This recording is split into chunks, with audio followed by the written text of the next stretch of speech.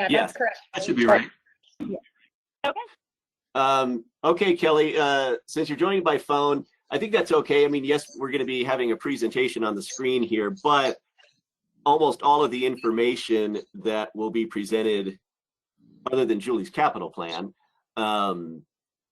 you will have probably seen before, you know, especially when we had the finance committee meeting with you and Chris. Although we did talk about capital stuff too. But what we can do is, when we get off the call, email you guys both the presentation that we're going over today, as well as Julie's capital presentation. Yeah. And I assume that the capital presentation is kind of in conjunction with the binder that I got from Julie on Friday.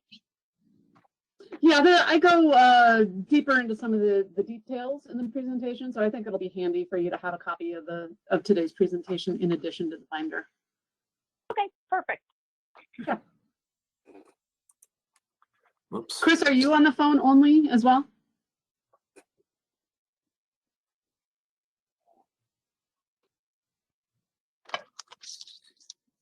Yeah, I'm only phone. Okay. Just because I'm going to be moving around a little bit. Okay. Okay, well, let's go ahead and get started then, so we don't have to keep anybody any longer than necessary. Start off with some good news right off the bat. This is not going to be a 3-hour presentation, even though it's getting from 2 to 5. It will not take that long. So the program that we've got for you today, there's going to be a financial presentation. And although it has about 24 slides, they're high-level overview of the projected revenues, expenses, and rate information. So they actually go fairly fast. And if you had a chance to read through the budget message, then you're going to recognize everything that you're gonna see here.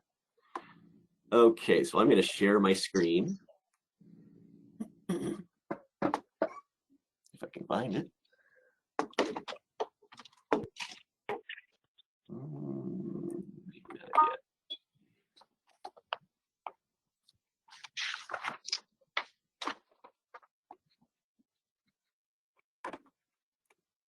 Increase.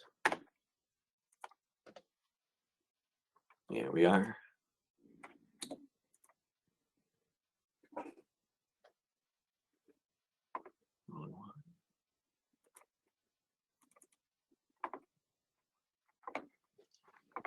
I did not do it.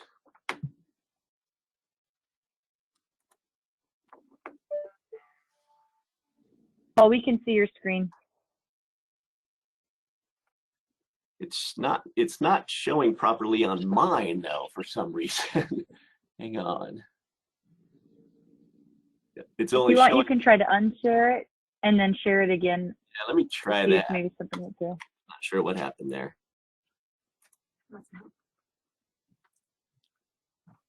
Right here, click and share.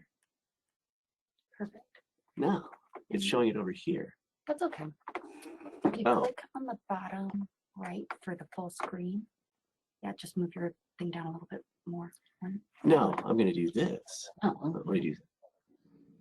there we Oh, go. there we go. Now I got it. Sorry about that.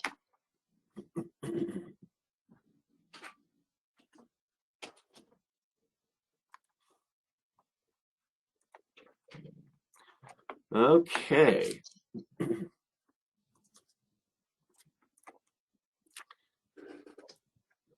Are you in presentation mode, Paul? I am. Can you tell? We're not seeing it that way. Oh, you're not. It's strange. It is on mine. We're seeing all your slides on the left. You Ooh, get to Oh, I can log switch in out what screen. to your computer.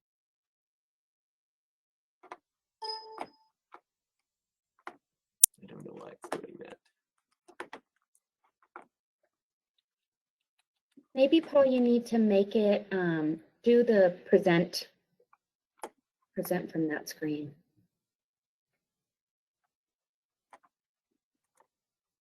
We did do a dry run, guys, I swear, and it worked. Paul, let me log into your computer and see if I can help out. Okay, I don't know what's happening. Yeah. No worries. We can get it sorted. Yeah, what PowerPoint does is it puts your presentation mode on a different screen. And so sometimes you have to trick it by going to that one screen where it's going to show up. Well, Shane, in finance, we try not to use the words trick or manipulate very often. Or anticipate. How's that? Anticipate what screen it's going to How about now? Slush fund. How's it look now? We don't see it at all. Okay, go ahead and Paul, go hit escape on your keyboard so we can get out of this. There we go. Perfect. Like Shelly's heading over there. Well, Brent is in my system, so she's getting it set up. That's scary. Okay. This is what I love about it.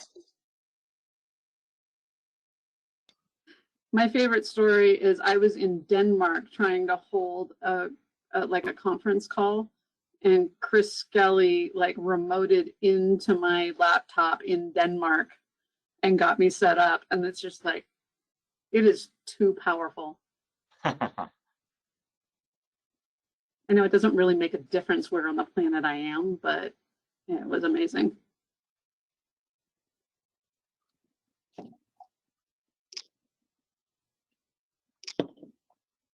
do know it worked perfect this morning.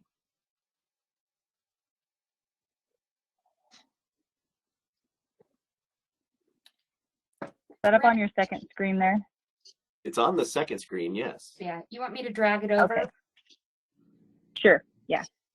There we We're go. inside a meeting. There we go. In a meeting. Here we are. All right. Let's do from beginning. Well, let's find out There we mine, go. Can we- but not theirs. how's You it got look it. now? Okay, that looks right. That's it? Okay. Wow. Okay. As I was saying, yeah, if you had a chance to read through the budget message, then you are going to recognize everything that's in the presentation here. And I expect this part of the program to only be about 20 minutes or so. And then we'll move on with Julie Ryan going over the capital improvement program. And then we're going to circle back and have a discussion on the water and sewer capacity charge levels to determine if there's an interest to increase them and how that would offset part of the 0% rate increase impact. So budget message highlights.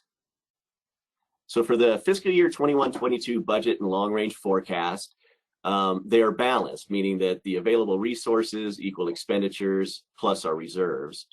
It complies with all the board adopted reserve policies for operating reserves, capital reserves, and rate stabilization reserves. And we meet all of our required debt coverage ratios, meaning net operating revenues always have to cover at least 120% of annual debt payments every year.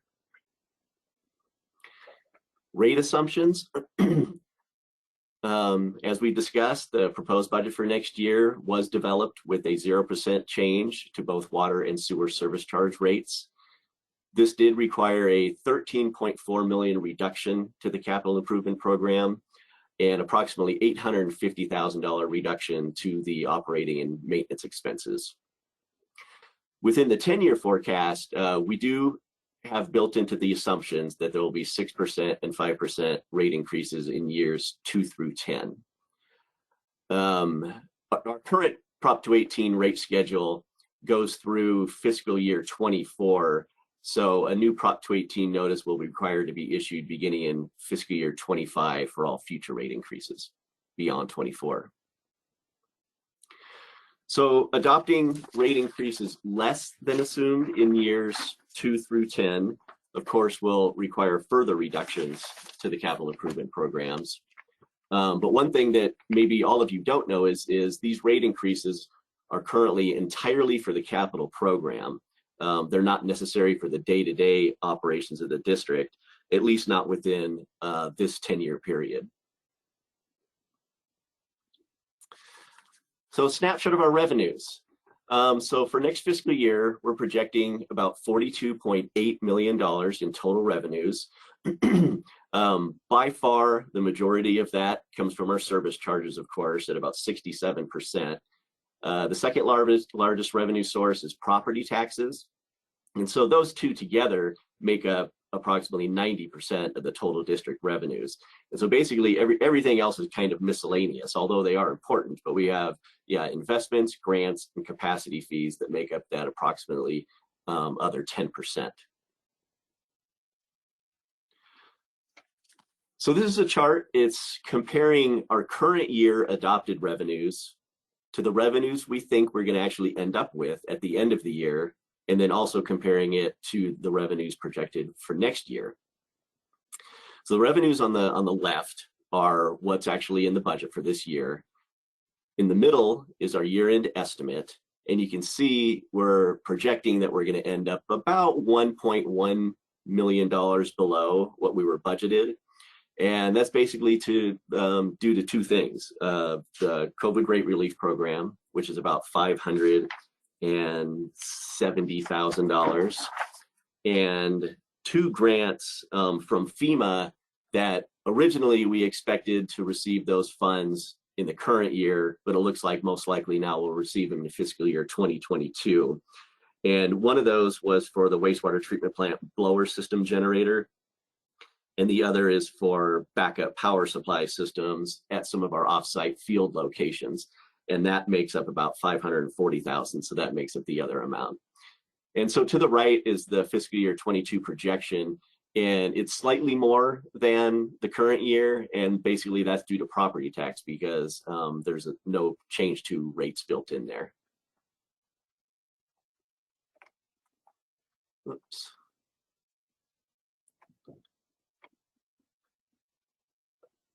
Okay. This is a graph of our water and sewer service charge rates combined, and it's comparing them to the other agencies in and around the lake. And we like to keep track of all this just so we know where we stand compared to the other agencies in the basin. We are on the far left, the 309,000. And you can see that currently we are far below all the other agencies around the basin, significantly below some of them, especially when you look at Kingsbury and Tahoe City. And the average of all those is 440, so there's a pretty significant gap. At this time, we know of at least two that are intending to have rate increases in July, and that's North Tahoe and Tahoe City PUD. So that gap will widen. I'm not sure about Incline Village or EID yet, but we'll keep track of those, and we constantly update this graph for our own internal use. Paul, can you speak a little bit to that in terms of why you think that those rates are higher? Is it the number of ratepayers that exist in their jurisdictions, or? It can be, but not necessarily, because, we're significantly smaller than EID, but our rates are below them.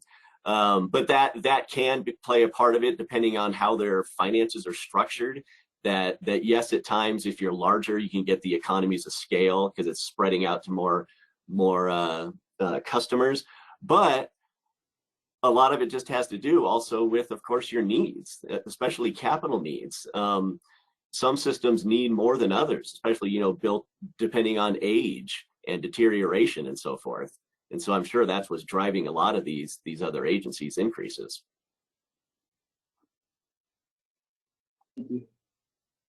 Hey, Paul. Yeah. Question on that one too. Those are combined water and sewer rates. Do you see a similar pattern for each of the two components? The only difference is with Incline Village. Their sewer, if I remember correctly, is actually slightly below our sewer, but that's the only one where both water and sewer are not more than the districts. Paul, I've got a question too, if I may. Have you mentioned rate increases upcoming? Have these agencies seen substantial rate increases in the recent past? Yes. they've been increasing at least equally to ours or faster, and at more significant levels.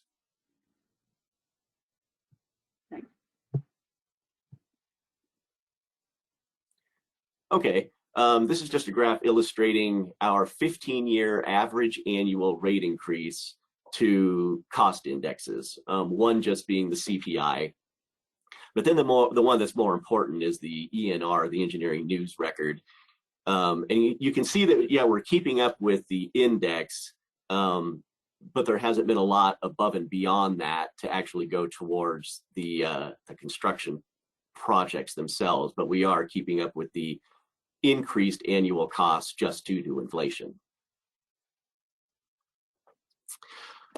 So this is the 5-year rate schedule that was issued with the last Prop 218 notice in 2019.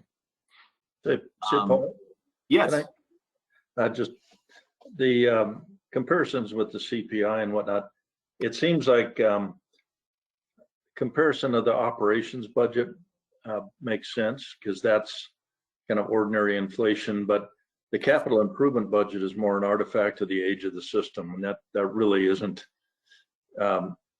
You wouldn't expect that to resemble inflation at large. So I'm not sure how useful that chart is, because it's the combined rates, correct? It's not just the operations portion. That is correct, and I do agree with that. I guess I could see it being helpful when you look at that ENR to at least ensure that if we do have projects going on or in the key to be done, that our rate is at least going up the same as the construction inflationary rate. But I definitely understand what you're saying.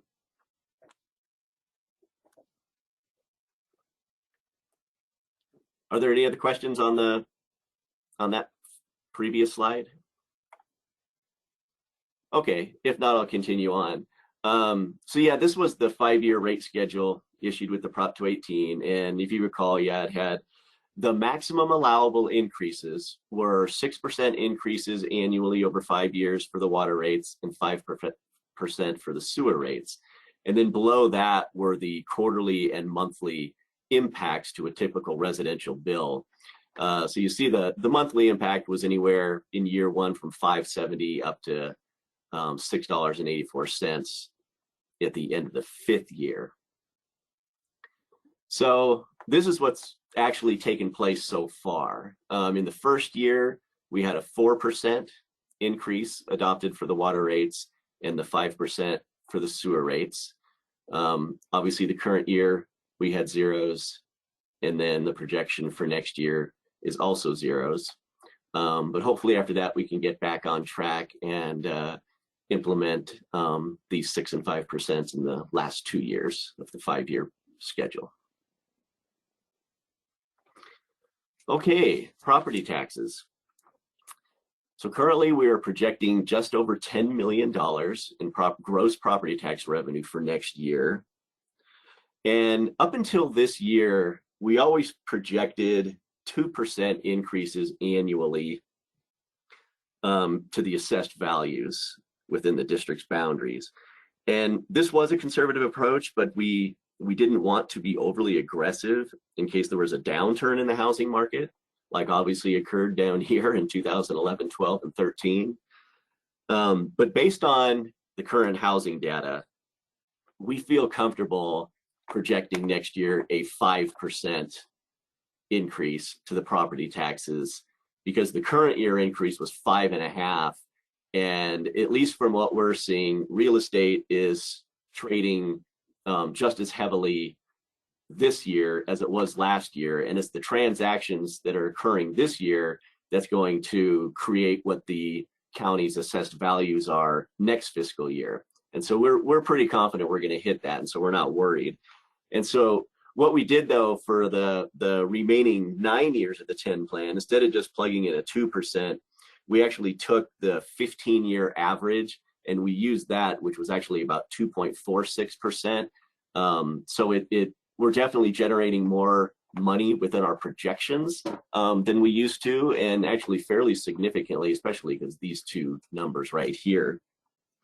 And due to these increased projections, along with some additional debt assumptions several years out in the forecast, that allowed us to actually absorb the current year 0% rate increase, and we were able to bring back the capital improvement program to the original levels, which was 68 million on the water side and 83 million on the sewer side.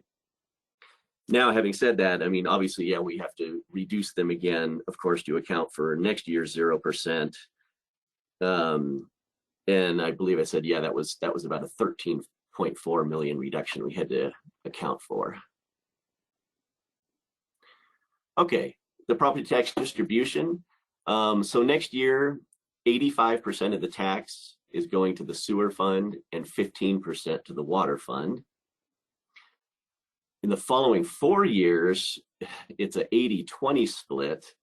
And then the 5 years after that, it's a 90-10 split. And obviously we have to review these annually and make some tweaks and adjust them here or there based on which projects are starting when and if there's been any priority or cost changes.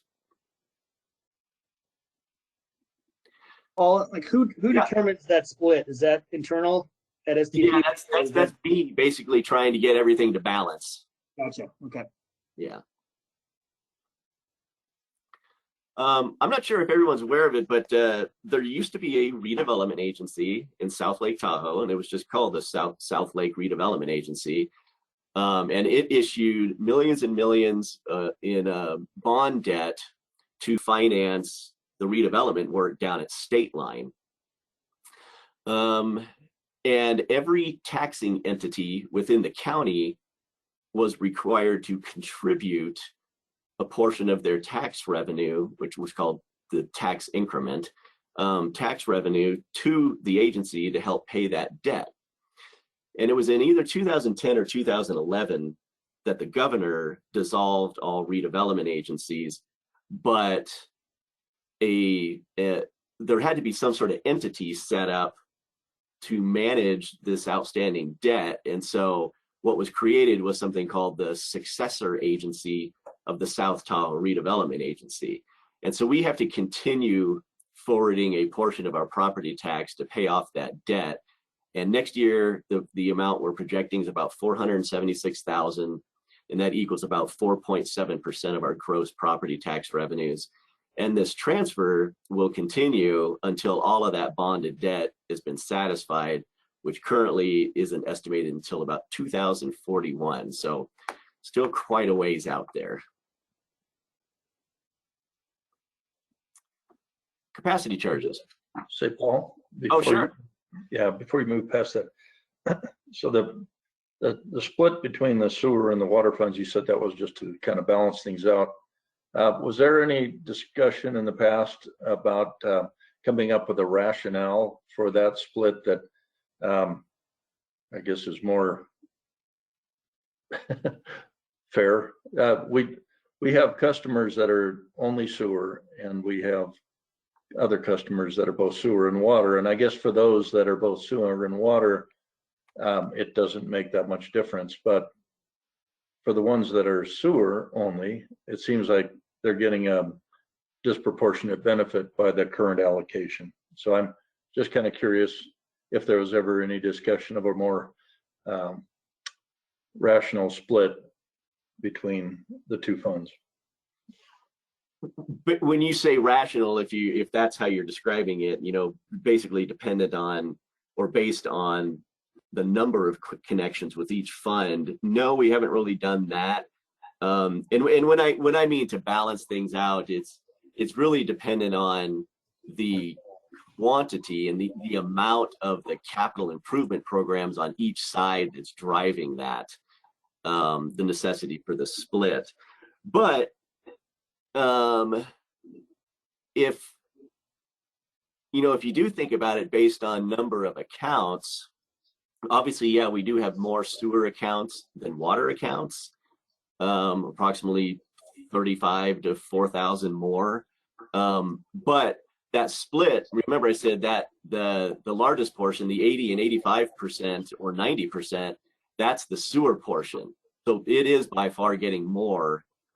But at this point, we really haven't based it on that. It's truly just been based on the need of the fund itself. Yeah, I guess, how do you frame that need?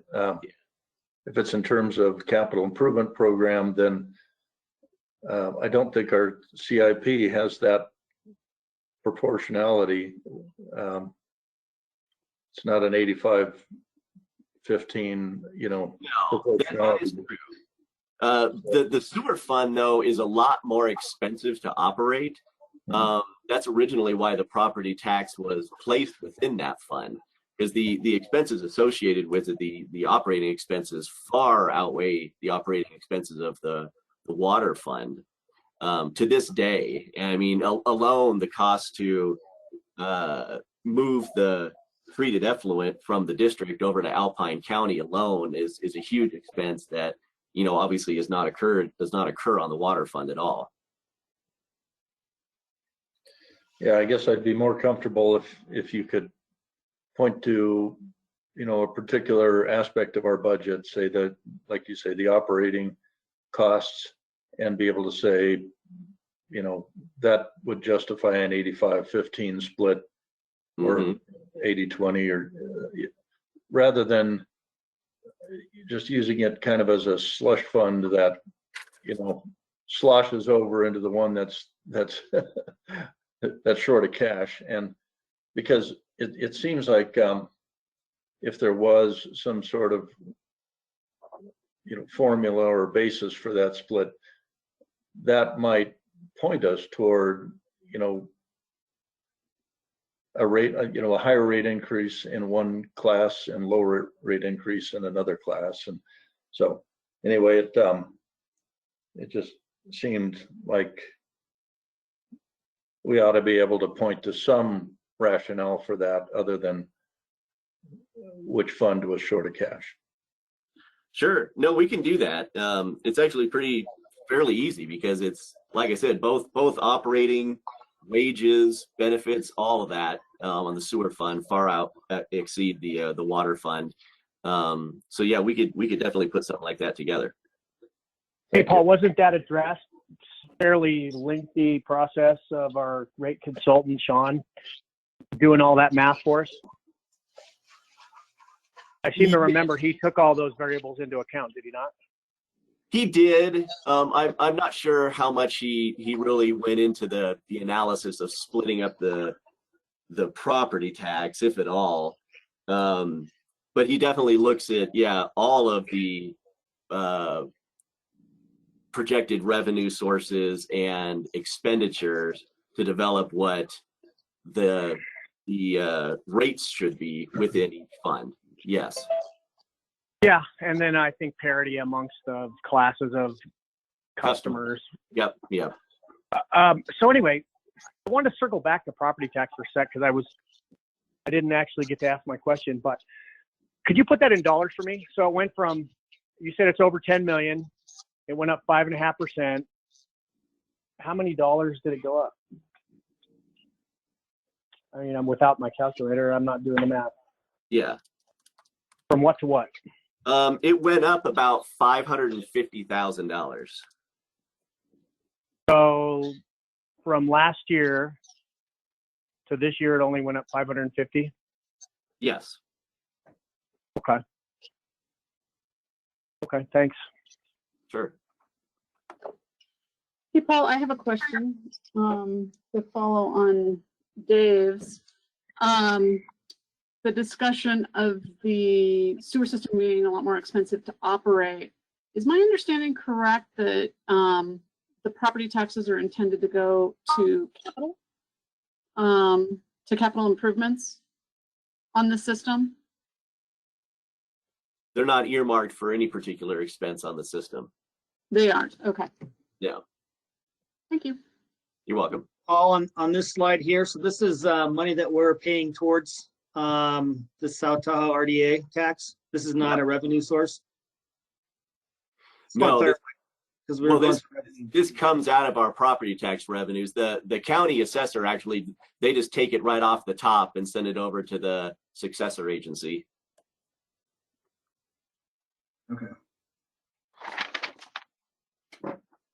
So when you state for 22, 10 million in projected property tax revenues, is that after or before this transfer? Before, that's gross. Okay, And then, yeah, because there's an expense line for the transfer as well as for the county's administrative costs for to administer the property tax program. okay. Thanks. Okay. Capacity charges. So for next fiscal year, we're projecting about 1.3 million, just under 993,000 on the sewer side and about 318 on the water side.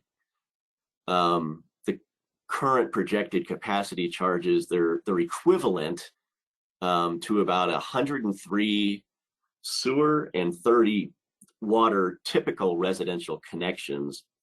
The reason the sewer is so much higher is because we're getting a lot of projects that are extending previous construction add-ons or then tear downs and building something much larger. And typically none of those require an additional water connection, but they require several more sewer units. And so that's why there's such a disparity between the two. And then when we try to estimate something on the commercial side, if we're not truly aware of a specific project taking place at the time we put the budget together, we just try to throw in some generic estimates to account for some development that we're pretty sure will take place. And so about 50 sewer units for commercial, and then we just throw in one like 4-inch water connection to try to just capture something in there that will be developed. Paul, do current water connections require dual connection, one for fire, one for drinking water? The city was requiring that, but from what I understand, they may be now moving to a one line, which I believe is what we've been doing in the county for quite some time. Is that something you're aware of, Julie?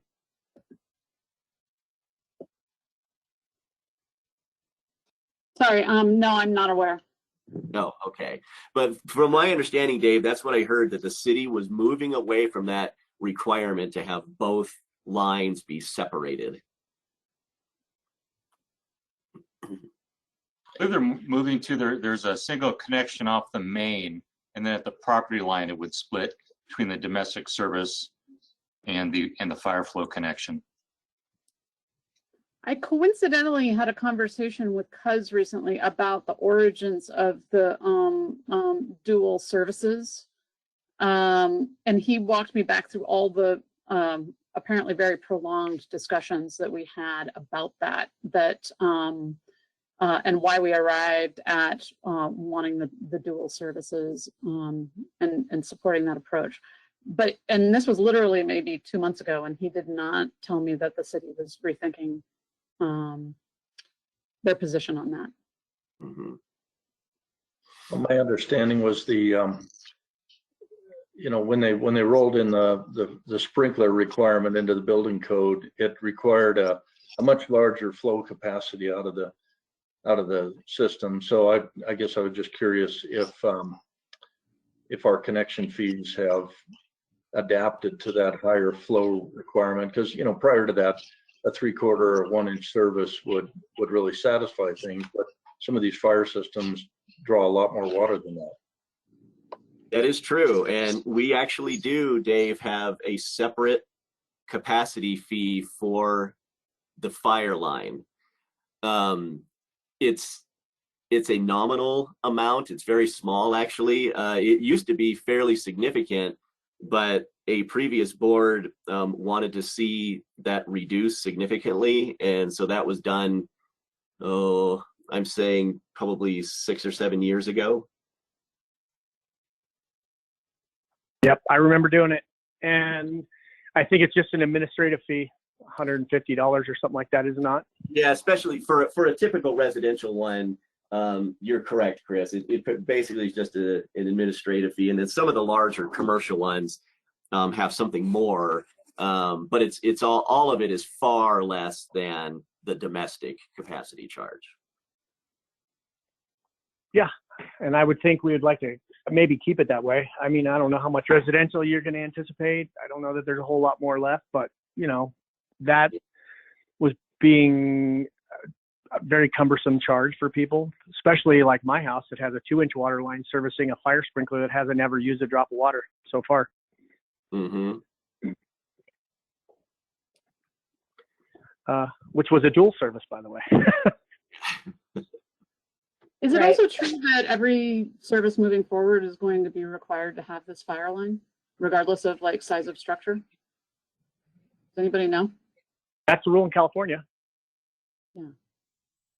So it seems like dual or single, you know, it could just get absorbed by whatever your water capacity charges for that structure. Well, and that also is dependent upon the size of the structure and the engineering to size the water line for the fire sprinklers, because 3/4 may work and it may not. It depends on the house, the number of sprinklers, the pressure going in, and they calculate that when you build a house.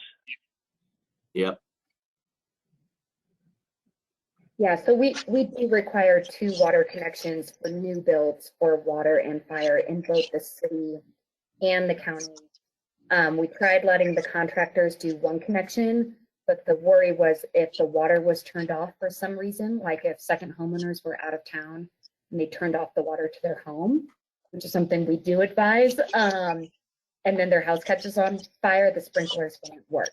So we went back to those 2 connection requirements.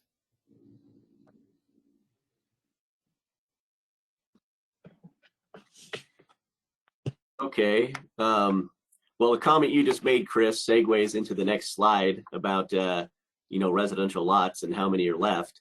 Due to kind of that unknown, the way we've projected out our sewer capacity charges over the next 10 years, we're reducing them 10% annually, and not necessarily only because necessary for the buildable lots, but right now and during the last 2 or 3 years, there's been quite a bit of development, and we just don't want to assume that type and quantity will continue for the entire 10-year period. And just so everybody understands, the capacity fees, they don't make up a large portion of our total revenues. It's about 2.9%. But when you look at it just compared to the revenues that are available for infrastructure, they make up about 8.4%. So it's not insignificant when you look at them that way, what that revenue can actually be used for, which is only infrastructure or to pay debt. Grants. Well, we brought this up because we made that change to reduce those capacity charges during 2009, 10, 11, because we were trying to encourage people to keep on building. And we're past that now. So, I mean, I got to be honest, I suggested that, and I think we should at least put it back where it was. I mean, you guys have already heard my opinion on that, but I don't see any reason to continue with subsidizing those, or at least keeping them artificially low. Okay. For no reason. Well, we're going to have a larger discussion about that following Julie's presentation. Okay. So grant income. We're projecting to have another good grant year next year, about $1.7 million. And that's made up of approximately $420,000 from the Conservancy, and that's for fire fuels reduction. $816,000 from FEMA for the 2 projects I talked about earlier that we thought we might get this year, which was the wastewater treatment plant blower system generator, and some backup power systems for some off-site locations. $75,000 from the Bureau of Reclamation for a pressure reducing valve. $140,000 for water conservation work for the Tahoe Sierra Integrated Regional Water Management Program. And then about 235,000 from the water agency for some planning projects. And we also do have a large outstanding grant application with FEMA, and it's for work associated with the secondary clarifiers 1, 2, and 3, which those projects are going to begin next year, I believe. And this portion of the project is for the seismic improvements. And so if we are successful in attaining this revenue, we'll be able to reduce the state revolving fund loan application by that amount for those projects. So we're keeping our fingers crossed on that one. Then the last bullet there is just to show how successful our program has been over the years. So over the last 18 years, we received approximately $26.5 million in grant revenues. Somebody, Paul? what? Oh, that does deserve applause, but is it still true that we need to get both this FEMA grant and the SRF package in order to fully fund the entire scope of the secondary clarifiers project without having a negative impact on something else? If we weren't to get one or the other, do we have to go back to the drawing board? Yes, and based on our previous discussions, it depended on which one. Okay. Yes, if we were not successful with the SRF loan package, we're most likely going to borrow money elsewhere, you know, on the through financial institutions. Okay. All right, thank you. You're welcome. Okay, investment revenue. We're projecting just about $500,000 next year. Obviously, we're still experiencing very low return rates on our investments. As I'm sure you hear regularly, that the Feds continue to hold down rates. And another reason why our returns are low is because of our investment strategy, which is a state requirement, which is principal preservation. We can't risk, you know, losing our principal. That has to be guaranteed.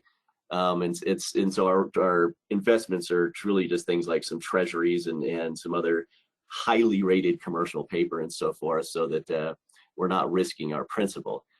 But the good news about all of this is that because of the low rates, our borrowing rates, our interest rates have been incredibly low. And the amount of money that we have saved on these low interest borrowings has far exceeded the amount of revenue that we've lost on our investments. And that will continue to take place for years because these low rate of returns may, who knows, may last 5, 6, 7, 8, 9, even 10 years. But the interest savings that we're incurring is attached to loans that are 20, 30 years long, so for decades. And so, yeah, the savings is far outweighing the lost revenue, which is good news. Okay, let's take a snapshot of our expenditures for next fiscal year. Right now, we're projecting total expenditures for 22 to be $53.1 million. And that's compared to $55.4 billion for our current year adopted budget. And when you look at these comparisons for next year, everything is super close, except for the capital projects. And the year-to-year comparison for that expenditure category fluctuates quite a bit because it's all based on the timing and amounts of projects in those particular years. But our other categories are salary and benefits, operations and maintenance, and debt service are all just extremely close when you compare year to year this go around. And so just kind of looking at operations and maintenance separately, and these are, yeah, your day-to-day expenses of operating both the water and sewer systems. We're currently projecting $12.2 million, which is a $241,000 or 1.9% decrease compared to the current year budget. The original requested budget was actually about $13.1 million, but we did reduce that by about $850,000 to help offset the 0% change to service charge rates. And most of that came through reductions to travel costs, training, temporary employees, and then we've delayed several engineering studies, including the state line zone capacity study, shop facilities master plan, and cathodic protection assessments. And we assume that those will pick up again in the following year, in fiscal year 23. Then our salaries and benefits, we're projecting 19.7 million, which is a 270,000 or 1.5% increase over the current year. And what makes that increase up is the implementation of step 3 of the salary survey adjustment that was conducted 2 years ago. We have a CalPERS increase scheduled for about 104,000. We're projecting a 5% increase to our health insurance mid-year, because they occur in January 1, and so that looks like it's going to be about $67,000. And then other miscellaneous increase due to payroll tax increases and retirement health savings account contributions. I believe that's the lowest year-to-year increase that actually we've incurred since I've been here over 12 years. So our CalPERS plans, we have 2 plans right now. The classic plan, which the members are employees who have been working at the district or other CalPERS participating agencies before January 1st, 2013.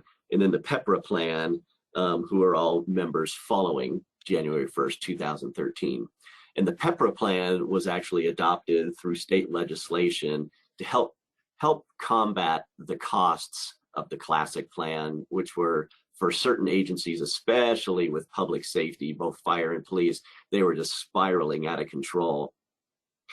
They were seeing costs or employer rates, like for example, our employer rate for our classic plan right now is 25.356%.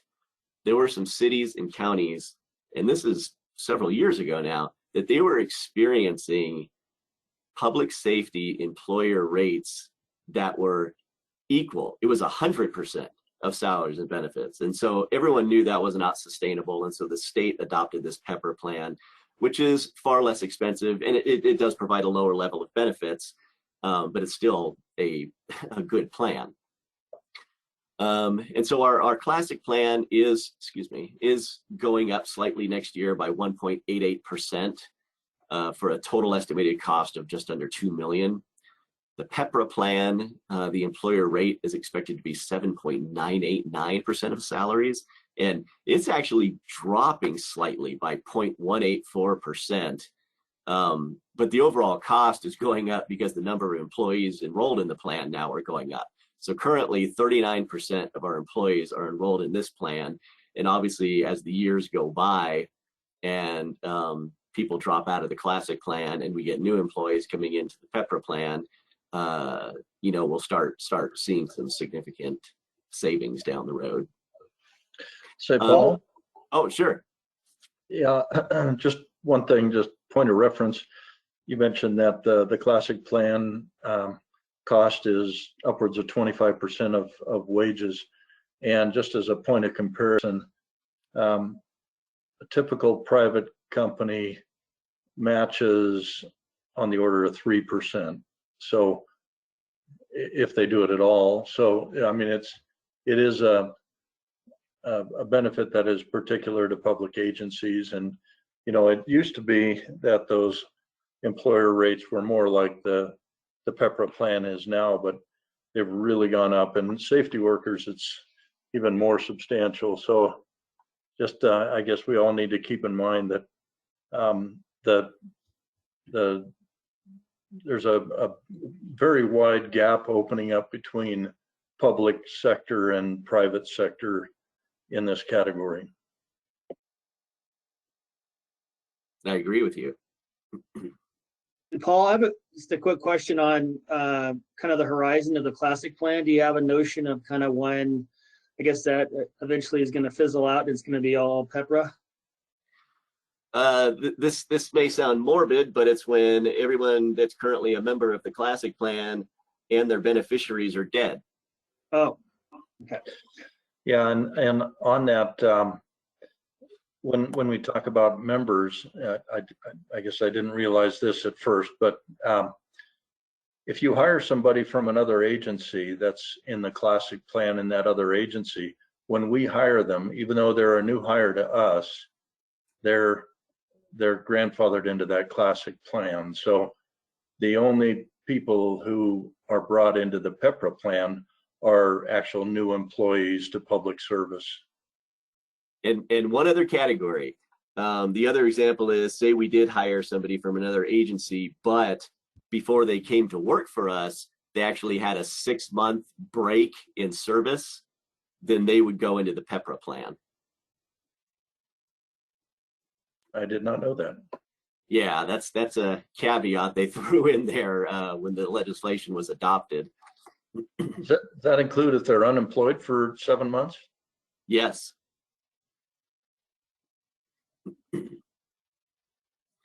Okay. So one of the reasons the classic plan, the rates have been increasing is because PERS reduced their expected rate of return on their investments, which is by far their largest revenue source. And they decreased that from 7.5% down to 7%. And they phased that in over a 3-year period beginning in 19. So this current year is the last year it's being phased in. And so what that is saying is that obviously if they are expecting less revenue to come in the form of investments, then more has to come from somewhere. And where that somewhere is from the employer. That's why the employer rates have been going up to offset that difference. Yeah, and then another way to think of this, recall your discussion, Paul, about our limits on where we can invest so that we retain principal. CalPERS is not so constrained, and so they have invested in some pretty risky stuff, and basically public agencies like us guarantee those returns. So if they lose, they just jack our rates up to make up for the loss. And it allows them to gamble on our nickel.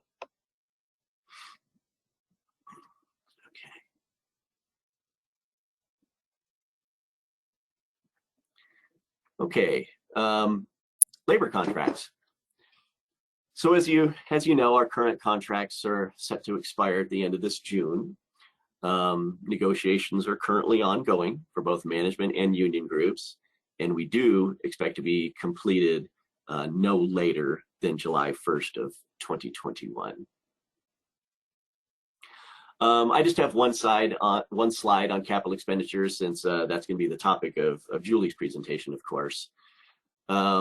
Just to point out that the current 10-year water capital improvement plan is about $61.9 million, and the sewer capital improvement plan about $75.8 million, and that's after the reduction of $13.4 million to account for the 0% change to rates.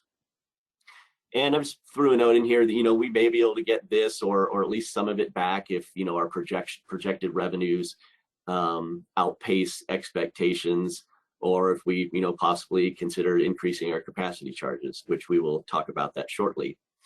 And these capital improvement programs over the 10-year period do require additional borrowing. Currently, we're assuming that the water plan will require about $37.3 million, and the sewer about $33.1.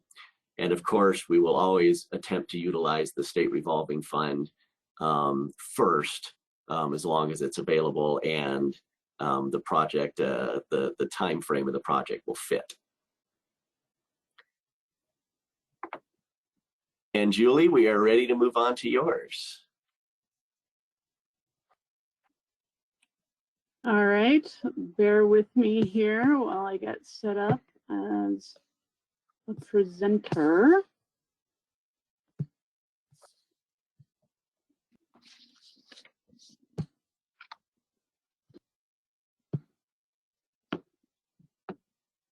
All right, can you see my screen in presentation mode? Not yet. Okay. Julie, I made you the presenter. Go ahead and unshare and reshare your screen. Let's see if it will take it. At this time, can you see my screen at least? There you go. We got you. Okay, now I've got to lapse that. Put this into presentation mode. Looks good. All right. Full size? Yep.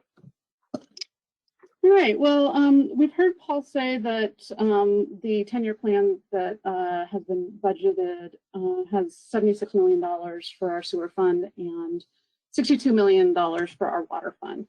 I understand that we're in a truly unprecedented time right now, that entering the second year of a COVID response, it's rocked our community hard. And so, the engineering department, we're gonna work with whatever fund is provided to us.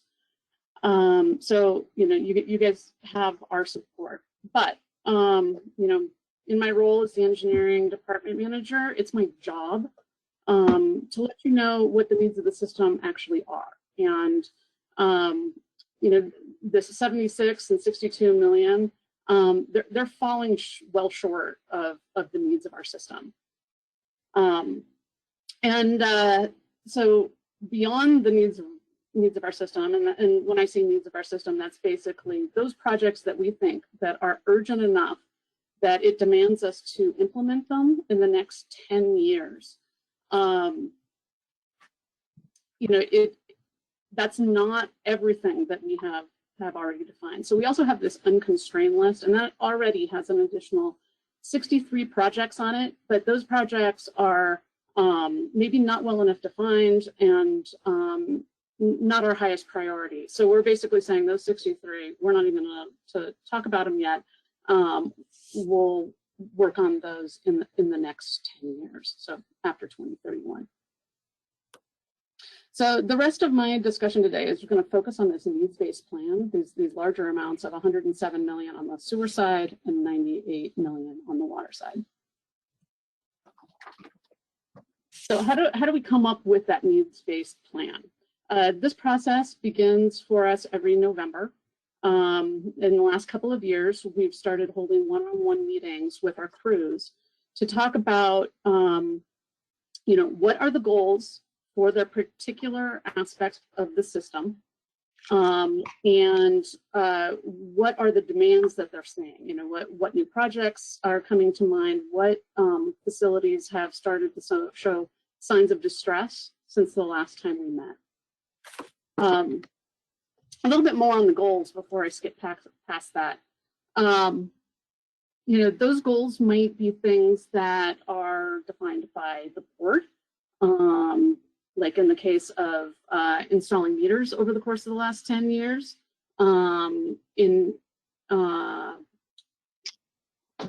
instead of focusing on water lines, but that also has a regulatory nexus, right? So the goals that we have for our system may come from many places, and we've established levels of service for each of our system with input from the board. And so those are the goals that we're looking at when we're defining these projects. So when we meet with the crews, we go through the list of existing projects, we add new projects, and we talk to them about what their priorities are, where they see the largest concerns. Then we go back as an engineering department and we look at our asset management program. And are there any projections that we're seeing of the data we've collected over the course of the last year? So like updates in our CCTV review or our leak history, which you guys both, you heard on both of those topics from Ryan Lee recently. And we see how that changes what we think our needs will be in the next 10 years. And then finally, we take a look at the asset management programs that are in development, and are any of them ready to be budgeted and incorporated into our annual workload, both within the engineering department and within the crews. So then we take this giant list of projects with contribution from all the different departments, and we spread those over the 10-year period, dropping any off the end that we've determined, again, aren't well enough to find or aren't urgent enough for us to say, yeah, that really needs to go in the next 10 years. And then finally, we update the CIP sheets and compile a plan. And that was something new distributed to you all this year, is that annual plan update on the CIP program. We've been working on these individual informational sheets for the last, say, 4 or 5 years. We have now gotten them to a point that we're comfortable sharing them outside just the immediate engineering department and the field crews. And so we thought that that would be something that would be useful for all of you to get a better understanding of, just what are these projects, what are the drivers for them and their scope that we're asking for you to fund.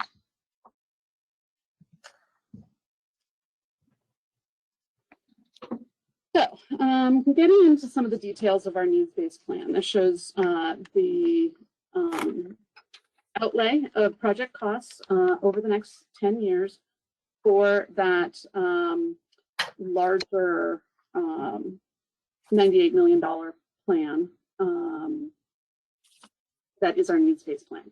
So as you can see from this graph, we've got a lot of money going towards underground piping, and not a lot going towards anything else.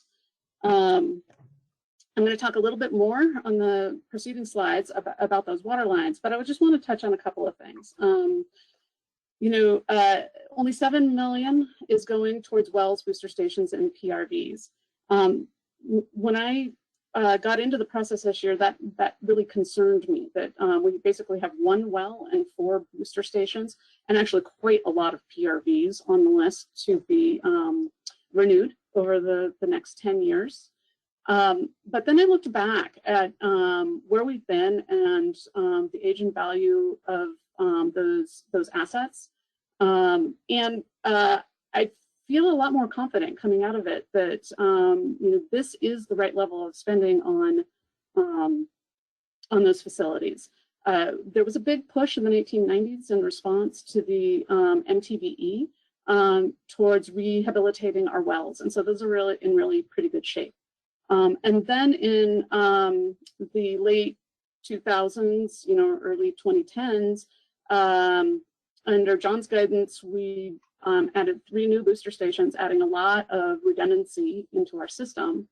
And so, once we're able to implement projects for these 5 stations that are on this plan, we'll be at a point where we only have 10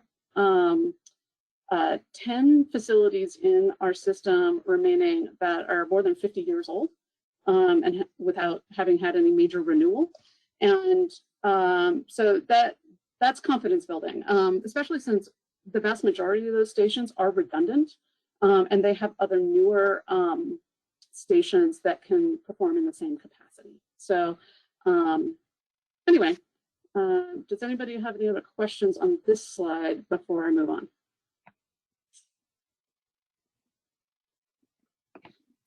All right. So I'll talk a little bit about the places where I'm concerned that the budget we're being provided is really going to cause us to fall short. I reported to the board a year ago on the state of our water tanks and the lack of an O&M program for them. And can you guys see the top right-hand corner of my slide? Or should I move this? Yes. You can see it, okay. Uh-huh. So over the course of the last year, we've worked on taking a real look at our tanks and where we at in our life cycle. The good news is that our tanks, for the most part, are in really good structural condition. They're relatively young. Most of our tanks have been replaced in the last 30 years. In fact, by the end of this year, I think we'll only have 3 tanks that are more than 30 years old left in the system. The issue really comes with the operations and maintenance, and we are just headed down the path of developing a routine operations and maintenance program for the recoding and upkeep of these tanks. You know, I presented these photos here to kind of give you a sense of what our tank coatings can look like over time. We're expecting to only get about 20 years on a tank coating before it needs to be fully recoated, and it's a pretty expensive proposition. So the Flagpole 2 tank, you know, that one's at just over 20 years old. That is one of the first on our list to recoat. The backwash tank, which is here at the wastewater treatment plant, and the Angora tank, you know, those are only 10 years old, and yet we're already seeing these pretty aggressive failures of the tank coatings in the headspace. And, you know, that's largely just because of the exposures that we have here. You know, all of these have south-facing full sun exposures that see high temperature changes from season to season and day to night. And so it's just a fact of life. So in any case, we were planning to have 9 projects, 1 a year, being coated over the course of the next 10 years. But with the budget that we have been allotted, we are only able to complete 5 of those. And so, you know, this is a place where, you know, it's the funding that's available to us is really keeping us from getting on track with a program that is needed for, you know, our continued ability to provide high quality water to our customers.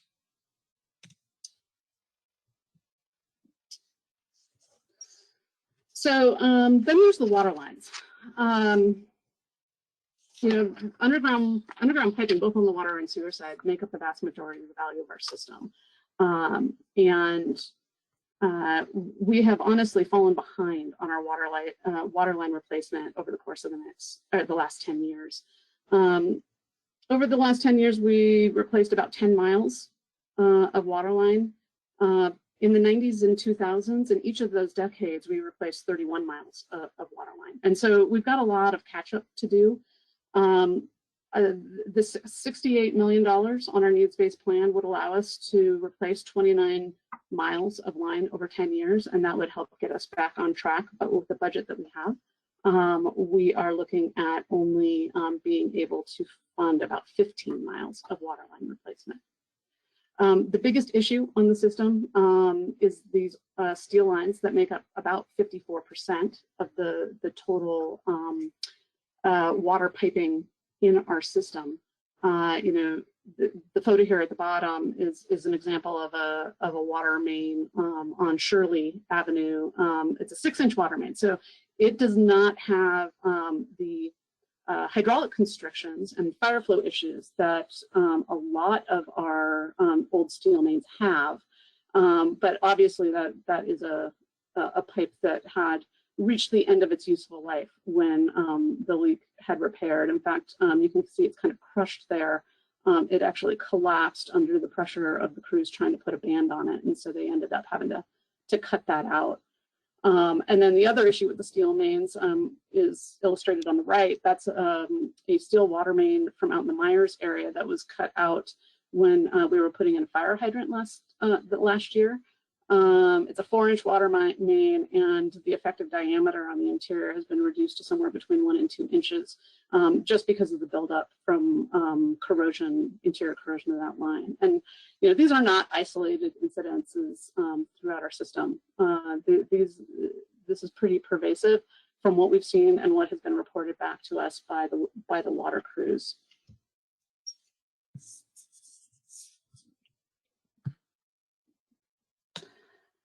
This slide was provided to you also in your CIP binders. I've got just an excerpt of it here, and this shows our leak history over the last 12 years on the water system. Just a couple things to illustrate here. The red outlines are the projected or the planned CIP project boundaries. And oops. Let's see. So there's a couple areas that our projects are defined explicitly to deal with leaks. One is up in the state line area. I'm not sure if you can you see my mouse? Yes. This area here is Glenwood and Herbert walk-up area. There's 2 condition-based waterline projects on the 10-year plan for that area. And then over here in the burn on the west side of town, these projects over here were identified by our water crew to address clusters of leaks. And so the remainder of the projects out here are in some way associated with fire flow improvements that are needed in our system, and not specifically because of leaks. But we will be hitting some other, highly leak prone areas up in State Line in particular as part of that. And one of the takeaways that I'd like to give you from this graph is that you can tell the leak concentrations are pretty dense already, and they're only going to get denser as time passes. It's really hard for us to plan anything based on this kind of like clustered information, and so this just stresses the importance of the artificial intelligence and the baseline tool that we started using this last year, which will help us focus our attention on particular areas of the system using not only the leak history, but other parameters that indicate to them that the pipes are at the end of their useful life. And so I will talk a little bit more about that later. On this figure, this is one that we developed a couple of years ago that shows the fire flows in the region. So each of these dots is an individual hydrant on our system. Blue and green is basically good. Those hydrants will generally meet at least the necessary residential fire flows. The orange, the red, and black are the areas where we have substandard fire flow availability at those hydrants. For the most part, like I mentioned, our CIP projects will be addressing areas that have reduced fire flow. There's a couple areas, however, on this plan that it may not be totally clear just from looking at the project outlines where those improvements will occur. So I want to draw your attention to the Pioneer Trail line here. This will be a new water main that extends from Marshall Trail down to Susquehanna. And the idea behind this project is that it fully loops our system and provides a second source of supply into, into the Susquehanna and Pine Valley zones, which is this area of orange fire hydrants. Currently, this whole area is fed through a single PRV, the Pine Valley PRV, which you've heard me talk about, that we replaced a couple of years ago. And it just, the water is just traveling such a long way through such small diameter pipes that it doesn't provide enough fire flow on its own. But adding this 12-inch main down Pioneer Trail will not only allow us to put some fire hydrants along a wildland urban boundary, but it'll also provide a backdoor for flow into both these zones. And basically turn all those orange fire hydrants green or blue. Another area that we'll see some benefits is up here in Sierra Tract. We do not plan in the next 10 years to replace all the pipes in the Sierra Tract area, even though it is one of our more leak-prone areas. But what we do want to accomplish is to upsize and replace a loop line around the perimeter of the entire neighborhood, which will serve to feed more water into the side streets and should have that same effect of turning these orange hydrants either blue or green. And then The last one I wanted to talk about was up here at the top of Montgomery Estates. We have an area of black fire hydrants. This is our Upper Cold Creek zone, which is currently served by an undersized pump. The pump is only sized for domestic flows, not fire flows. And so one of the projects on our list for our stations is to upsize that booster station and provide ample flows there. All right, any questions about that before I move on to the sewer system? I guess I just want to make a comment about water lines and the history of replacements and I mean, you kind of allude to this, or maybe specifically that we're kind of behind in our water line replacement program. We were doing good in the 90s and the 2000s, and then and then we got onto meters. So a lot of our focus and a lot of our money went to install meters from 2010 to 2020, and there wasn't a lot of water lines that occurred in that, roughly in that decade. So I think a lot of this is we're behind because of meters and because of that regulatory requirement that you mentioned. Yeah, and we are also hopeful that through some of our asset management programs that we're going to be able to slow the decline, right? We want to move forward a cathodic protection program on those steel mains that haven't seen excessive leaks yet, and so may have more life left in them. That can buy us another 30 years on those mains if we can deploy that. And so that seems like money well spent. And then at the same time, it'll allow us to really focus in on those parts of our system that we're just chasing leaks. I think one of the things I've learned is that in the 90s, at least, a lot of the water line replacements that were actually happening with district crews, and they've totally gotten away from that as their requirements for leak response have increased. Am I portraying that accurately, John? Yeah, district crews were doing quite a, we had a full crew doing water line replacements in the 90s, especially. Actually, it's a question for Gary a little bit, but we have some limitations per California law on the type of projects that our own district crews can do that would, I guess the thinking is that the public crews would be competing for work that would go to businesses, go to contractors, including union contractors. So I think that's some of the thinking behind these, behind the state laws that really restricts the kind of water line replacement program that perhaps we could, as a special district, that we'd like to do. Now there's cities out there, charter cities, that do not have this type of restriction.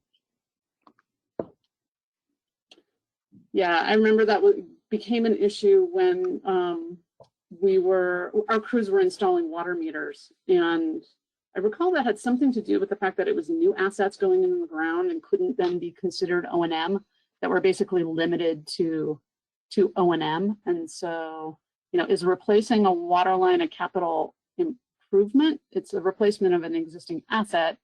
So could it be considered an O&M activity? I don't know, but just a thought. Anything else before we move on?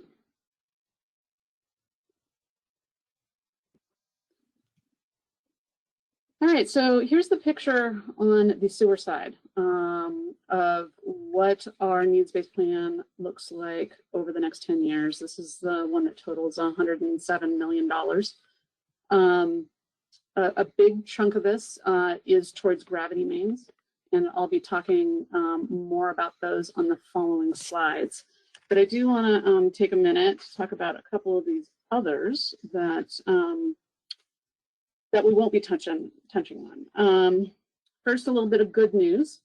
In the last 10 years, we have done major rehab on 7 of our 41 stations, including a number of stations out at Fallen Leaf Lake, which has been problematic for years, and Luther Pass Pump Station, our most important pump station in our system. The plan that you see before you does include major rehabilitation of 12 more stations. And so, you know, if we are able to implement this plan, by 2031, we will only have 5 stations remaining of 41 that will be over 50 years old. And so, you know, this program would really get us a long ways towards the kind of renewal scheme that we're looking for our sewer stations. We're in similar shape on our wastewater treatment plant. We've done a lot of work over the last couple decades to retire our old facilities and bring new ones online. And so this plan proposes to rehabilitate 3 of the last 4 truly vintage facilities at our wastewater treatment plant. That includes the lower shops, our return activated sludge or RAS pumping station, and the ballast ponds. Only the filter building and 2 of the original filters will remain at the end of this program, being kind of beyond what you would expect to be their original useful life of 50 years. As far as needs-based plan versus budget for the wastewater treatment plant, the only impact that the 0% rate increase would be having is that the lower shops project is getting delayed 1 year. So we've managed through this plan and the budget impacts to really protect our rehabilitation program within the wastewater treatment plant. Now a little bit of bad news. This program does not include any money for rehabilitating any sanitary sewer force mains. We did a lot of work back in the 1990s and early 2000s on the export system. We replaced the entire A line and the entire B line, getting us all the way out to Luther Pass and up to the top of the pass. The C line has not been rehabilitated, and that's 13 miles long. And then 19 miles of sanitary sewer force mains within the basin are also over 50 years old and have not been rehabilitated at all. And there are no plans to do so on this program. The reason for that is that we're just not ready. Those are some of those projects that are on that unconstrained list that just aren't well enough defined yet to bring onto the plan and put dollars to. So the 5 million in force main spending, that's for probably bypass stations and assessments. That's exactly right. ARV replacement. You know, there's I think close to 150 air release valves on our sanitary sewer system that are also 50 years old. So this does do rehabilitation of those ARVs, but it doesn't touch any of the carrier pipe. And then the last thing before I move on from this slide is Diamond Valley Ranch. We only have $3 million worth of projects included on this program, and that's because you know, we've just spent a decade making major improvements out there. They're on a bit of a hiatus. We will revisit the need for future projects out at DVR. Beyond the few things that we have included are upgrades to their road system. But we'll get back to them after we've completed our recycled water strategic plan to see what comes out of that and if there are then projects for the future that we need to work in. So now I just want to spend a little bit of time diving a little bit more deeply into the sewer lines. As I'm showing here, the sewer lines themselves are the single largest asset value system in the district total system. And up until now, we have had very, very little in the way of sewer line replacements. The Apache Avenue replacement of a half mile is the largest single gravity sewer replacement that the district has done in my 15 years here. And so, you know, this has been a major source of focus for the engineering department over the last couple of years, getting a handle on and reviewing our CCTV, ramping up our review, kind of clearing that bottleneck that has been in place for years within the engineering department, helping the sewer crew kind of define where the real needs are in their system. And we are making a lot of progress on that front. And so that's why we feel comfortable saying that, you know, we will be able to identify $41 million worth of projects over the next 10 years that really are going to need our attention. And, you know, a lot of the sewer system upgrades are not capital improvement projects. They're handled by the sewer crew. You know, because we can actually get inside those pipes and see what's going on in a lot of places, they're able to address a lot of the problems that they find themselves. But then there's certain things that do make themselves into a sewer project. Excessive defects, things that the sewer crew can't handle on their own, sags in the pipe, you know, from improper construction or groundwater issues over time. High I&I, places where, you know, there are openings in our system that allow excess water in. Excessive roots, which roots are normally an O&M item, but, you know, there's some situations that turn themselves into projects, and I'll show you a little more about that. High risk pipe, undersized lines, and finally collapse. You know, whether you were on the board at the time or not, I'm sure you remember the issue out at the Tahoe Keys in 2017 with that pipe that had rotted out at the top, and it created a huge sinkhole, and we ended up spending hundreds of thousands of dollars to replace 40 feet of line. We really want to put a program in place that'll avoid that happening in the future. So these ones in red, I'm going to go into a little bit deeper and show you some photos. We are finding through our CCTV effort that there are sags in many places across our system. We are not proposing that all sags be repaired.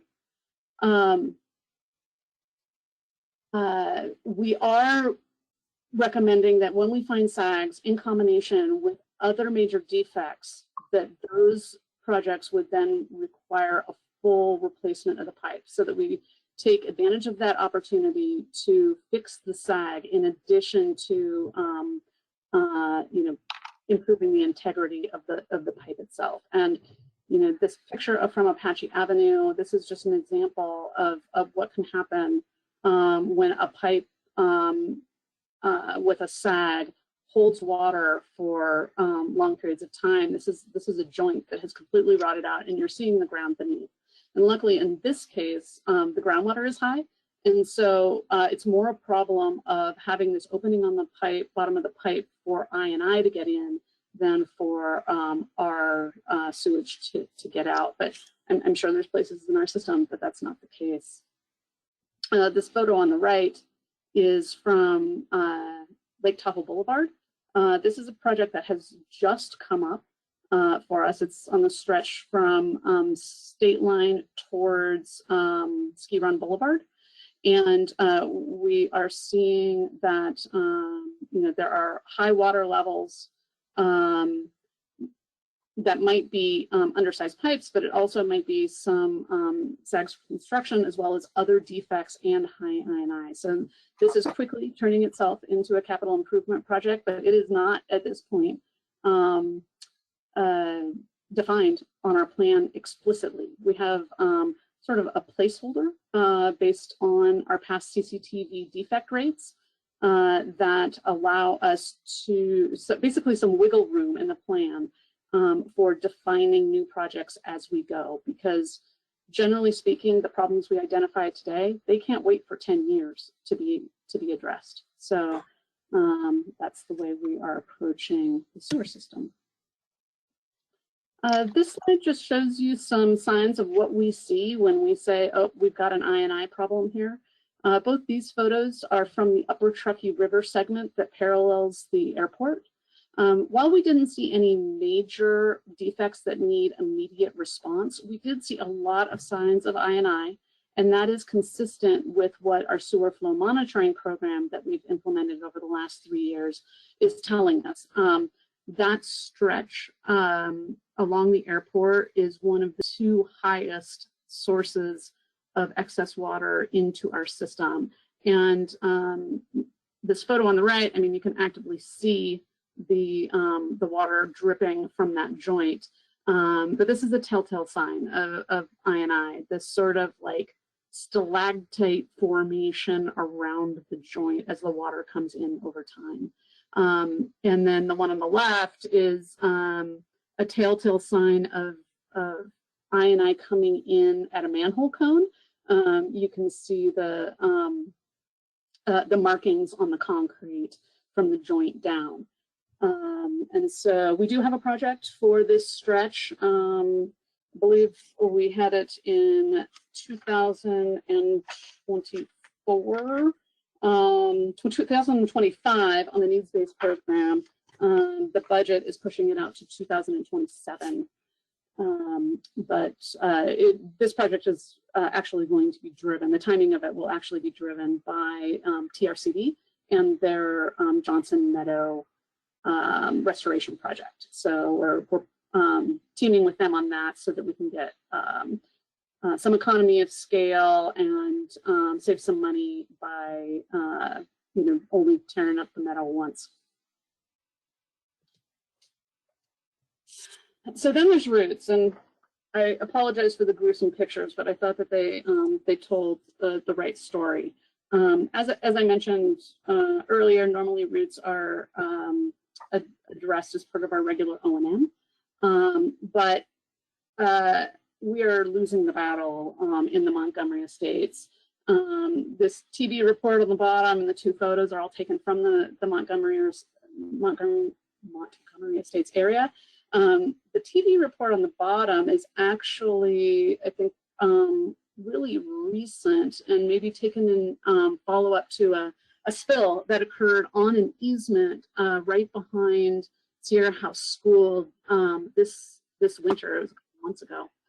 And that actually really speaks to the problem. This neighborhood has a lot of backyard sewer mains that are on these heavily forested easements that we have no truck access. They're often on steep slopes. And so our ability to access these locations for CCTV and regular maintenance is really restricted. And then add on top of that the fact that the entire neighborhood was constructed of clay pipe, which is short, like 6-foot sticks. So every 6 feet, you have a joint, and then add all the laterals onto that. You can kind of start to picture how the roots have a real opportunity to take over, and that's what happened there. So this year, one of the new projects on our 10-year plan that we defined was to line 12,000 to 13,200 linear feet of select mains within this neighborhood. And I think that'll probably get about a quarter of the overall neighborhood lined. And so we were hoping to start on this project immediately. And so we were going to do that work in 22 and 24. But with the funding constraints, it's getting pushed out to 27 and 29.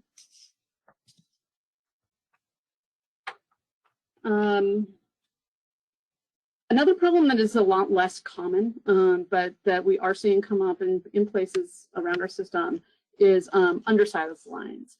Our system was originally constructed to see in some parts of it much higher flows than it will ever see, particularly out in the forestry areas. But some areas like this on Lake Tahoe Boulevard, this is that same section from State Line to Ski Run.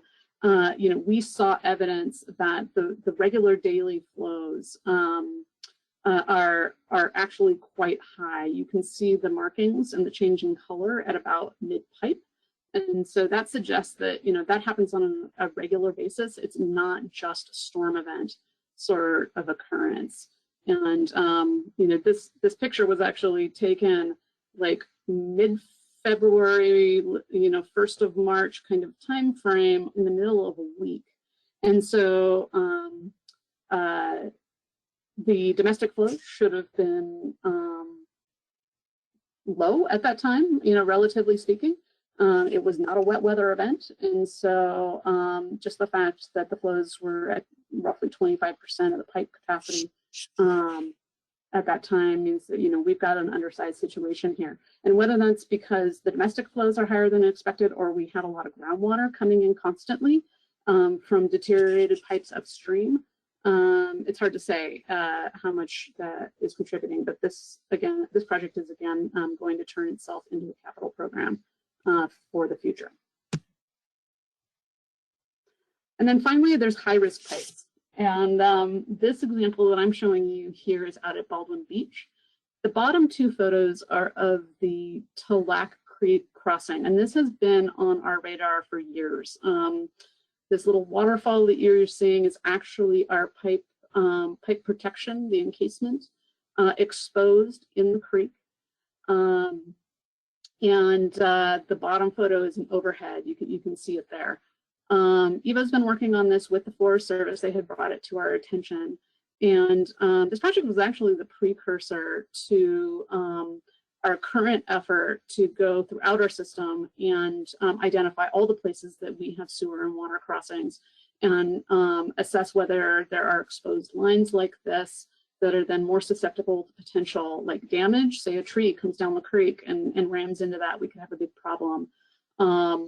This crossing, just for reference, on the top photo is just here. So it's about maybe 100 feet from the lake's edge. So it really is in a high location there. And so we've just been waiting for the weather to cooperate. And so we're really reluctant because the time is getting near that, because we're into the third year of relatively low precipitation and lake levels we expect are dropping. We have a window of opportunity here. We were hoping to build this in 24. Reduced funding has caused us to push it to 27. So there's that. But then, looking at this project area a little bit more broadly, the pump station that you can see on the upper map, that's our Baldwin Beach pump station. It is one of the sewer pump stations I was talking about that is slated for upgrade in this 10 years. And then there's this crazy configuration of gravity piping between the creek crossing and the pump station. It's like, there's an opportunity here for us to reassess that. We've never seen inside this pipe, so we want to get out and TV it. But, I don't know what they were thinking when they built that pipeline. What was out there they were trying to avoid that they built it that way. And it's crossing a sensitive habitat. I think there's like Tahoe yellowcress out there. And so if and when we were ever going to replace or line that pipe in its same alignment, we would run into that obstacle. So to cut the story short, we are including a project to replace that main at the same time as addressing the creek crossing, basically following the access road.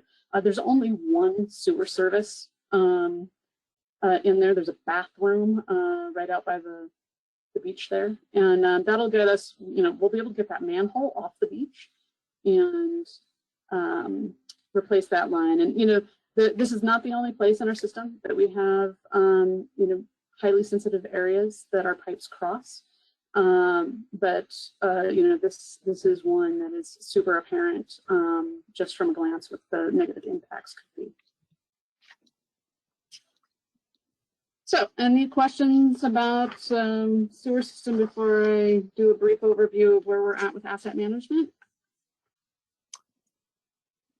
I had a question on the back on the roots issue, Yeah. and just a thought with the delay of the Montgomery Estates project, for example. Is there a plan? I guess what's the plan for the root situation? Try to improve access and get some enhanced maintenance out there? Yeah, so one of the things we have obtained, or our crews have obtained in the last couple of years, is this SL-RAT, which is this acoustic device that's handheld, and they can go. They basically use it at 2 adjacent manholes, and they can they basically send a sound down the pipe, and that is captured at the other end. And if there are obstructions, it tells them. And so, deploying that in these root intensive areas, I think would be as like part of their regular enhanced cleaning, would be a really good idea. And so I don't know where exactly they're at with their workflow for deploying that tool on a regular basis, but it seems like they need that to be part of it. And then, seeing how we can use that new toolkit to our advantage for addressing these root problems. I haven't quite wrapped my head around that yet. Okay. Then I just had kind of a comment in regards to the high-risk pipe, and especially though I had a talk with the U.S. Forest Service probably a few weeks ago, talking about the improvements needed on the forestry stations. So he seemed open to trying to find some funding to maybe help make some of those improvements. But just kind of a sidebar comment, we'll see, but we'll keep working with the Forest Service on that potential funding source.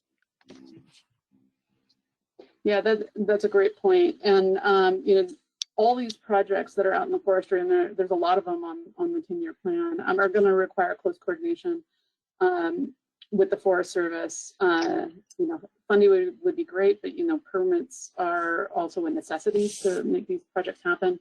And we all saw what happened with Heavenly Keller last year. So we are actually starting our process now for forward planning for these projects.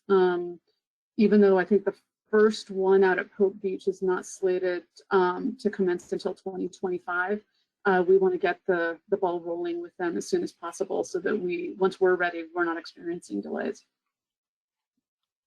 Yeah, another thing, I know you guys are really concerned about infiltration, but exfiltration and its impact on water quality. You can see on that picture that you have on your screen some of the plants that are growing offshore there. There might be some exfiltration going on along that line, and I think likewise over at Ski Run. And I think if we maybe add the concern about exfiltration from our sewer system, it might open some other doors for additional funding from water quality type interests. So just to consider. Okay. Point.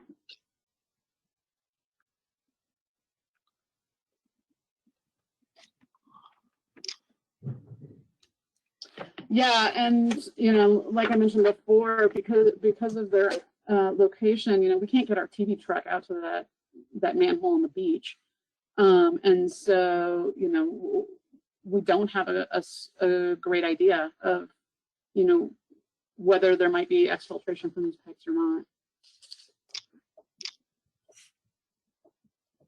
Okay. Moving on to asset management. So, we've made a huge amount of progress over the last several years on our asset management program. I'm really proud and thankful of our engineering team for really making this a top priority for themselves. Everybody's really engaged in it, and it is helping us wrap our hands around the challenge that we have before us on this asset deterioration problem. So, our needs-based plan included $13.5 million between water and sewer towards asset management programs. It's actually a little bit higher because I think the force main asset management was included in the force main budget. But the actual budgeted plan reduces that to $10.4 million. So that reduction, that's actually primarily this water loss tracking DMAs and water station efficiency improvements. Those get moved onto the unconstrained list with the existing budget. And the idea there is there may be a funding opportunity in the future that we could take advantage of to make some of those sustainability improvements at our highest energy use in water stations, or for tracking our water losses through our system. So we took it upon ourselves for the trying to find ways to get our plan within the budget to eliminate those from the needs-based plan. And then the top 5 bullets there, those are not accounted for in the capital program, but as Paul was alluding to earlier, trying to reduce this year's O&M budget, all 5 of those efforts were eliminated from this year's O&M budget. And that's a real shame, because like the artificial intelligence, we just got that started last year. Leak detection, we're anticipating upcoming regulatory requirements for us to reduce our losses, and this was going to get us started down that path. I already mentioned the cathodic protection and the value that program will have on extending the life of our system, and then the state line zone capacity assessment. That one is focusing on the area around the Y. And we've been experiencing pressure issues in that area for years. It's been on our radar for years. We are planning on pushing that out a year before we get moving on it. And then I already mentioned the impact it's had on the shop facilities timeline. So for the top 3 there, we are seeking alternative sources of funding.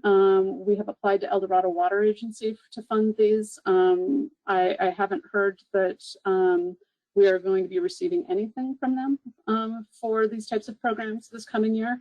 So at the same time, we are also applying for a Bureau of Rec Applied Science grant. We've never applied for this one before, but these seem like a good fit, and Lynn is hopeful that they're going to like it too. So if we are successful with either of those, then maybe we'll be able to move all these programs forward starting in the fall. So just to sort of wrap it all up, where does all this, well, it's a lot of bad news, right? And so where does it leave us? I think a really simple way to illustrate the situation that we're in is to look at our total system value versus the age of the assets. So what I've got here is a graph showing by decade, what is the total value of our infrastructure. The vast majority of our infrastructure is 50 to 70 years old as we sit here today. The bottom graph shows you what that will look like in 2031 if we are able to implement the entire needs-based plan. So, it gets us a little closer. Because we've got about $1.8 billion in total asset value, we think that a sustainable program would be spending on the order of $180 million every 10 years to rehabilitate and replace our assets. We were there in the 1990s. That 20 to 30 bar on the top graph is, kind of what we're targeting. But you can see the last 10 years, the 0 to 10 bar, we're falling well short. Now, I do want to point out one thing. We spent, I believe it's on the order of $25 million on meter installations in the last 10 years. That is not reflected here. So this is looking like it's coming in at about $60 million dollars worth of our assets in the last 10 years, but that excludes the 25 million for the meter. So it's closer to sort of that $100,000 mark than this bar suggests. So some other interesting points, things to point out here. Basically, at the level of spending on our needs-based plan, it would still take us about 70 years to get to a point where we have renewed all those assets that are currently in the 50 to 60 and 67 bar. And so, I'm hopeful that, with proper upkeep and keeping an eyes on our system, that we're going to get way more than the typical 50-year design life. But, to expect that those assets, which are largely, underground piping, are going to be functional until they're 120, 130 years old. I think that is, that's not realistic.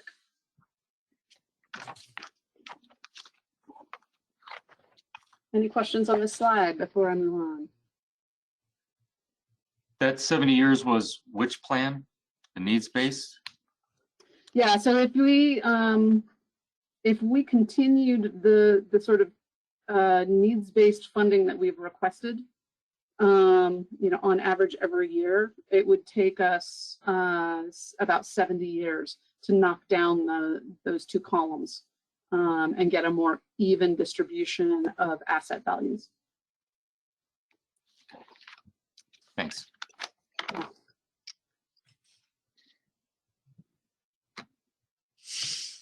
So this slide looks over where we've been over the last couple of years. In 2018, when we did the Prop 218 assessment, I think we called them the data-driven plan and the fire flow plan. We're following that same kind of approach in 2019 and 2020. We just changed the name. But back in 2018, we didn't have as good an eye on what the needs of our system were as we do today, because we've done a lot of work on our asset management program over the intervening 2 years. So, what else might be causing those numbers to go up? Well, there's naturally the inflation. When we do our plans, we escalate each successive year by 3%. So the work that we did last year in 2020, that falls off the plan and gets replaced by a year in 2031. That 2031 year will cost roughly 35% more than the year that we just left behind. And so, the same work just gets more expensive over time. A little aside, while we've been on this call, we had the bid opening for the Heavenly Keller Phase 1 project. This was a rebid. We bid it exactly a year ago. This year's prices came in 7% higher than last year's. So, I've got some concerns about our use of a 3% per year number.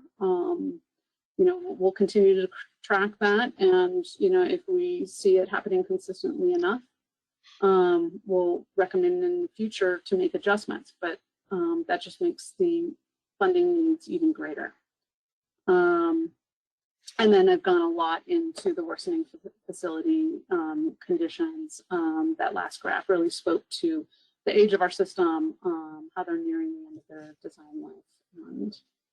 And yeah, that's going to continue to make this go up. Basically, we can expect the needs to continue to increase until two things happen together: that the level of funding matches what our defined needs are, and that we've completed rehab or replacement of the majority of that first generation of assets that were in those two columns.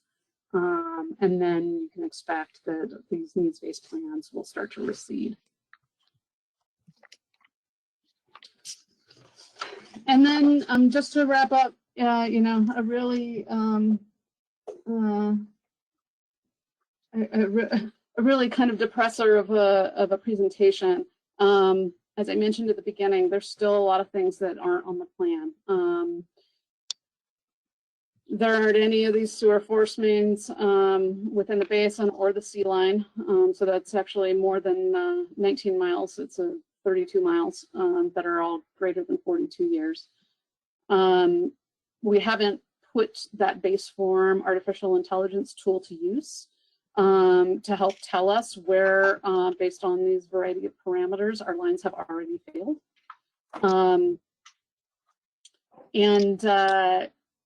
You know, we have an opportunity here to use that tool also on the CCTV to help focus our inspections and project development. We have a variety of condition assessments that are going on right now: wastewater treatment plant, field station electrical, and sewer crossings. We expect to have the results of those in the next year to two. We expect that projects will be defined out of them. And so we will make those projects compete with everything else that is on the plan, and we will reassess and see if we can't find places to economize and you know, reconsider the priorities of some of those other things that we think are important today. The recycled water strategic plan. This one I don't expect that we'll immediately have any projects coming out of. But you know, as we've said in the development of this is one of those plans that we really don't have any preconceived notion of what it's going to turn into and what the results of it might be. And so, yeah, more to come on that. And then there are asset management programs that you know, we haven't even gotten out the gate yet, but we think are important for the long-term sustainability of the district. And so, you know, we'll continue to work on those in the coming years and work those programs and resulting projects into the needs-based plan as it is warranted. And so on that happy note, I will turn it back over to Paul to talk a little bit more about the capacity charges and the possibility for additional funding coming out of that. If nobody has any more questions. Julie, question for you, or actually it's more of a comment on the sea line. You mentioned that there's no money in there to rehab that, and I assume that's pending the results from the recycled water strategic plan. And my gut feeling is that rehab is not the right word for that, but replacement with a pipeline that is compatible with pressure operation for hydropower. And I'm hoping that when you do take on this recycled water strategic plan, that you hire a firm that has some expertise or adds it to look at that hydropower potential. So we need to be looking at green power beyond solar, and this one's just staring right at us. So hopefully they're going to do that. Yeah, I think that's a really good point, and is definitely on the radar for the scope of services that we're looking at with the recycled water strategic plan. And you know, that plan is intended to give us a bunch of different paths for our recycled water system, and a bunch of triggers that might cause us to go down one path or another. And so I'm certain that the sea line will be, you know, and its replacement will be one of those paths. And I just want to say that the triggers, one of the triggers might likely be the results of the pipe stream crossing assessment, because there are, I think, something like 15 places where the sea line crosses, what is it? It's not the Walker River. What's the river there? West Fort Carson? Yes, West Fort Carson, thank you. Yeah, and so, you know, if we do that assessment and find that, yeah, we've got some pretty dicey situations at those crossings, either on the interior or exterior, I could see that prompting us to take on sea line improvements sooner rather than later if we are in fact continuing to send our effluent out to Diamond Valley. We did do an inspection of the sea line with our own crews in like 2012 at some dispersed locations along the length of the pipe. It might have been where we already had air release valves. I don't really remember the exact scope, and now it's been 9 years. So the timing is good for this stream crossing assessment for us to get back out there and see how things look now. Any other questions? No question, but just a general comment. I want to compliment you and your staff on the work behind this presentation and the presentation itself. I have not seen another agency do such a good job with asset management and really addressing the issue of aging infrastructure. I think you and your staff is really on top of this, and as a board member, it makes it a lot easier for me to address this fiscally and from a policies perspective. So thank you and kudos. Thank you for that. I will relay it back to my team. Yeah, it's great to hear that from you. I appreciate it. And Julie, I'd like to echo that. I couldn't be in more agreement with what Dave just said. Thanks, Kelly. Me too. Very impressed. Good job, Julie, and your staff. And Paul too. Thanks, Shane. You mean Ebenezer? And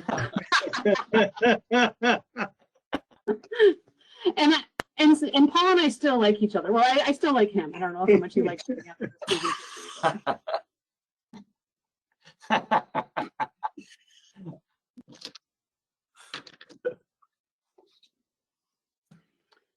All right, shall I turn it back over?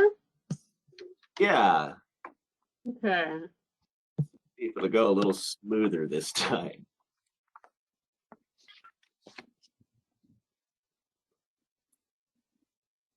I'm here for you, Paul, if it doesn't. So just let me know. You're the presenter now, so you should be able to share your screen. Out now. Okay.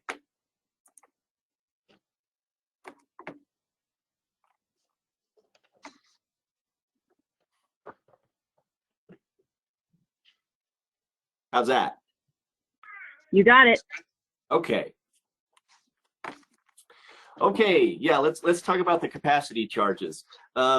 This topic came up actually over a year ago was when it first came up in a finance committee meeting, but then it came up again this last finance committee budget meeting last month as a potential way to offset some of the lost revenue due to the fact that we're leaving the rates unchanged. So back in 2006 and 2008, the district completed capacity charge reports.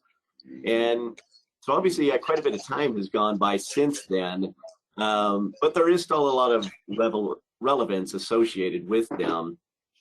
And at the time, both reports recommended a phase-in approach for the charges. And on the water side, there was a 5-step approach, and on the sewer side, a 6-step approach. And the board adopted those phase-in schedules, and we actually got to step 4 on the water, which is what it currently is, the 6832 per 3/4-inch connection. But we only made it to step 3 on the sewer, and both of these occurred in 2010. And step 3 was $4,930 per sewer unit. Well, if we all remember 2010, we were all neck deep into the recession at that time. And so the board didn't have much of a desire to continue to increase these charges. And since they had actually adopted the phase-in schedule, what they did, and they did it 3 times in 6 months increments, they postponed the upcoming increases. And eventually, after doing that 3 times, they said, we don't want to do this anymore, and let's just set them where they're at. And then in the future, if there's any desire down the road to increase them, we'll adopt a new ordinance to increase them at that time. And so that's kind of the history. And then in 2015 and 2017, there was a desire on the board at that time to decrease the sewer charge back from that step 3 to even below where it was at the beginning of the phase-in period. And that's how we got from $4,930 per sewer unit down to the $2,745 is where it's currently at. Hey, Paul, Yes. can you advance one slide? Oh, I'm sorry. Yeah. This is the slide that talks about the sewer charge. So anyway, we talked about it in the finance committee and said, well, maybe it's time to bring that back at least up to the 4930 level, which was still 3 steps below the maximum level recommended in the report, which was the max level in the report was 7,700. At the time those 25% reductions were made, there was some belief that it needed to be done to help influence development within the district boundaries. Then I don't know, I can't say yes or no whether that did or not. Based on what's going on now, it'd be hard to imagine that people would not be doing their projects because of a few $1,000s more on their sewer capacity. So anyway, I wanted to just kind of open this up to the board and get some thoughts and just to see if there's any interest in even considering, increasing the sewer capacity and or the water capacity, because there was still 1 step available on that schedule, and that was the step from 6832 up to 9291 here. And if there was, we would recommend bringing an ordinance back to the board for adoption and making the new charges effective with the new fiscal year being July 1. And that would give the district plenty of time to get the messaging out so that the contractors and developers know what to expect when they come in to pay their fees. And Paul, if I could add just one more point, those 2 maxes, the 92.91 on the water, that's actually in $06. So if we brought that forward to today, that max would go to $12,250. Yes. And on the sewer side, that 7,700 is from the 08 study, and that would be equivalent to $9,800 today. Yes, and even though that's true, those are the equivalency based on inflation. We cannot adopt anything above and beyond what is currently in that report at this time. Okay. So did that report basically, was it a nexus study? They identified the improvements required for these new houses, new hookups, and that equates to the 9,000 or 10,000 a unit. Is that how they come up with that? Yeah, they look at the data of the system that's currently in place, the value of that system, and then your future needs, and then they come up with that the cost of basically what they call the buy-in into the system, which is buying the capacity. And I actually think it would be a good idea within the next couple of years to have these reports updated, because especially when you're talking about our capital improvement plan, I know that today it looks very different than what it looked like 12 and 14 years ago. And if I had to guess, I would guess that the recommended charges developed in the report would probably even be more than what's in the reports now.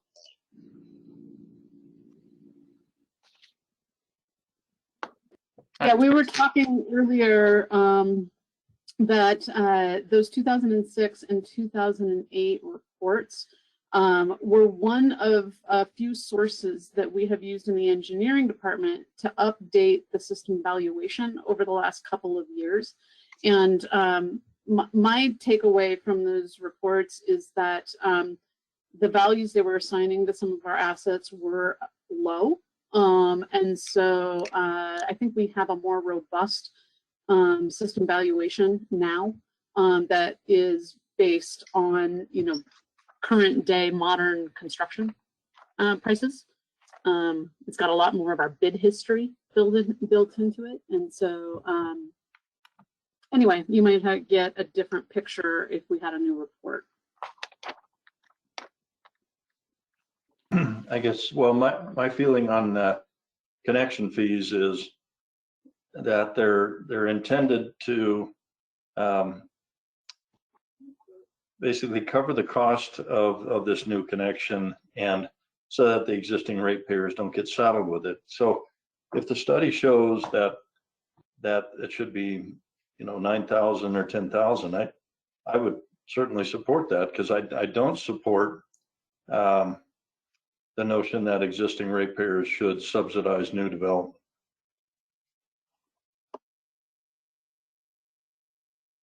I agree with that sentiment, and I'm curious, what is the intersectionality between the capacity charges proposed and some of the affordable housing discussion we've had historically?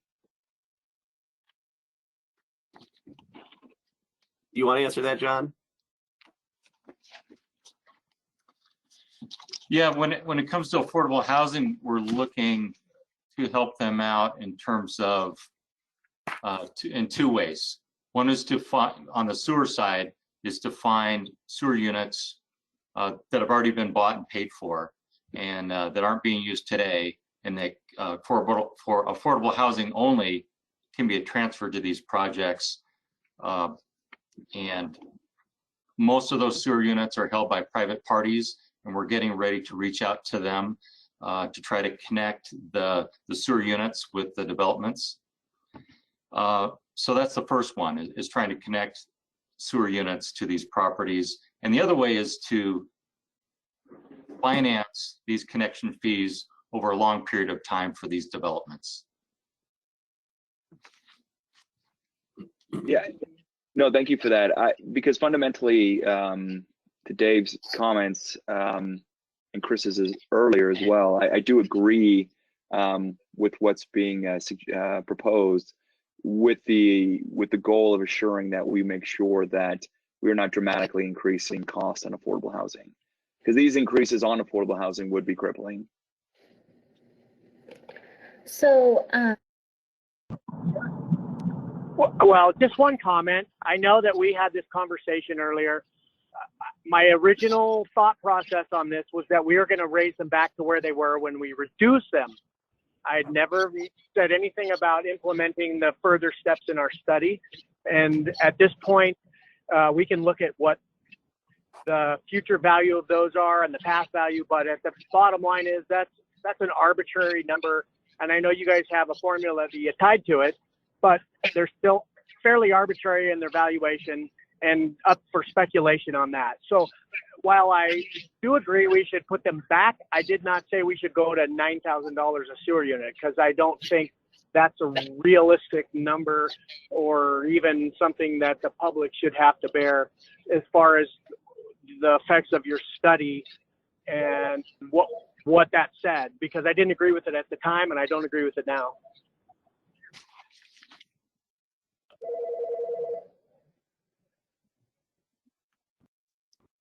Okay, just one point of clarification. The $9,000 figure that Dave was referring to actually had to do with the water capacity fee, because there was one step still available for the water capacity fee that would bring it up to that 92.91. On the sewer side, yes, that I referenced what you had talked about, Chris. Yeah, the discussion we had was increasing it back to the 49.30. But I just wanted to point out that yes, that was step 3 of a six-step phase in. So there were more available if there was interest.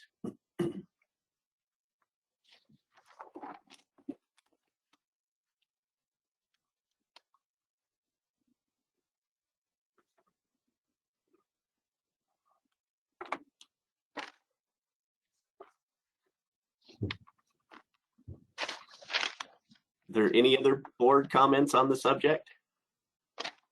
Yeah, I guess for me, it's really ensuring that we're getting full cost recovery on any time and energy spent on, these connections, whether it's water or sewer, and making sure whatever that fee is covers that.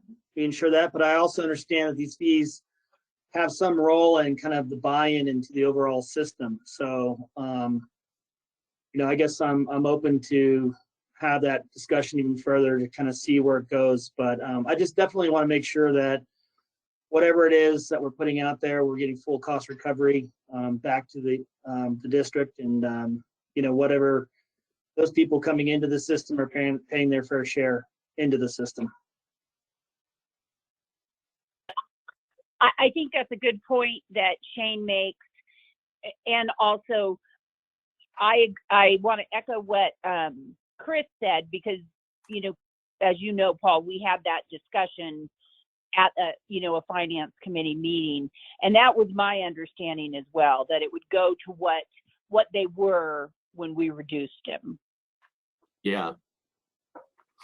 And I think Paul, I don't know if it was Paul or John, I mean, just in that discussion, I don't think that anyone felt that it had really, that the reduction had that much of an effect on, new projects. I mean, am I remembering correctly? None that we're aware of. We didn't have anybody come in and say, well, now, I was able to move forward with my project now because of the reduced capacity fees. And we never heard anything like that. And you didn't necessarily see an uptick in projects or, unexpected. So anyway. Yeah. So I have a couple of thoughts on this, and I've been thinking about it quite a bit ever since last month. And I do like the idea of moving the cost of the sewer units up from $27.45 back to where they were at the $49.30, since they were already at that level at one point in time. I'm a little nervous bumping the water up to this 92.91, which is a new step, and also possibly doing that same thing in the sewer, bumping them up to higher than the $49.30. The reason I say that, I'm just a little nervous that if we go to those levels, we possibly could be legally challenged by some developers. And the fact that the studies are so old, that may have an impact on the outcome of that challenge. So I think it might be a good idea just to move the sewer up to this $49.30, since it already was there at one time, and then create a goal of having these reports updated within the next 2 years with updated data that is supported and justifiable. Yeah, that's kind of where we were talking about from initially when we had this conversation. And no change to the water, just to clarify. We never talked about the water. I mean, as far as I know, we never had that conversation. That's true. We didn't talk about it that day. I just wanted to make sure we talked about it today, since the subject of capacity charges was on the presentation. Yeah. Paul and John, do you guys have a notion of how many buildable parcels exist or remain within the district jurisdiction? I don't really.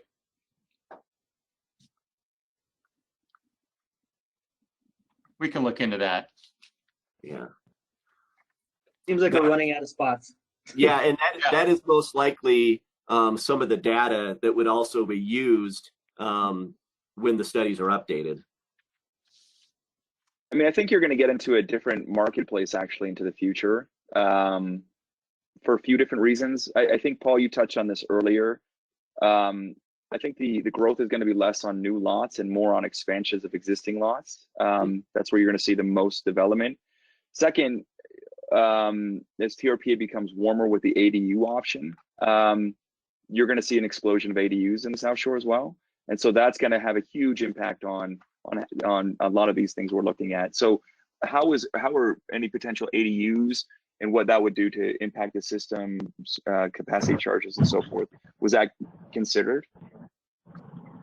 Not back then, it wasn't. It would be today, because more than likely there is going to be adopted state legislation that says we will not be allowed to charge a capacity fee for a connection to an ADU. That's the goal of the state right now. So if they added a bathroom, there would be no connection fees. Yep. I mean, because you could see why and where this is going to explode into the future.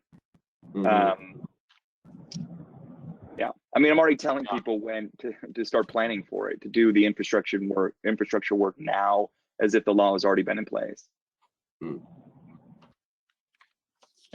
I guess it kind of highlights the risk of relying too heavily on capacity charges versus user rates down the road. True. You don't want to get into a position where you're overestimating your development related revenues and artificially keeping your rates low through a rate study.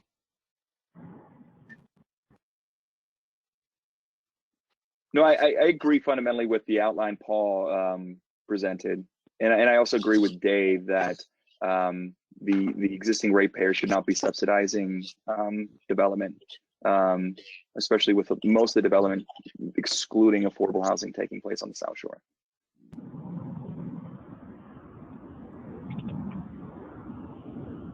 Paul, would an updated capacity fee study do an assessment of the other districts around the basin and what their capacity fees are, so that we would have a current comparison? I have not seen that performed when these studies are developed, because it's not based on, what should yours be because this district is this much. They're developed on based on information on your system only. Gotcha. I guess the reason for my question is just so you could see that if they got out of hand, that there's other areas around the basin that might be more amenable to their development, I guess is what I'm trying to say.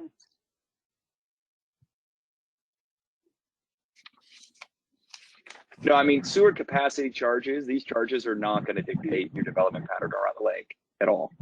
It's not even close to significant enough.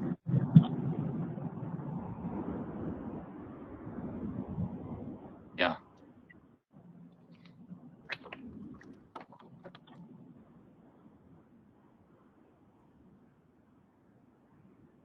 Okay, so it sounds like we'll bring this forward May 6th. So just to kind of wrap it up, I guess I just like to ask the question, is the board comfortable with maybe following that path of increasing the sewer back to where it was, and then accomplishing a update of the reports over the next couple of years and seeing where we're at then? I support that. Sounds like a good plan to me. Okay. Great. Then we'll do that. We'll get the ordinance drafted, and we expect that to come forward in May. Actually, we're prepared for this conversation.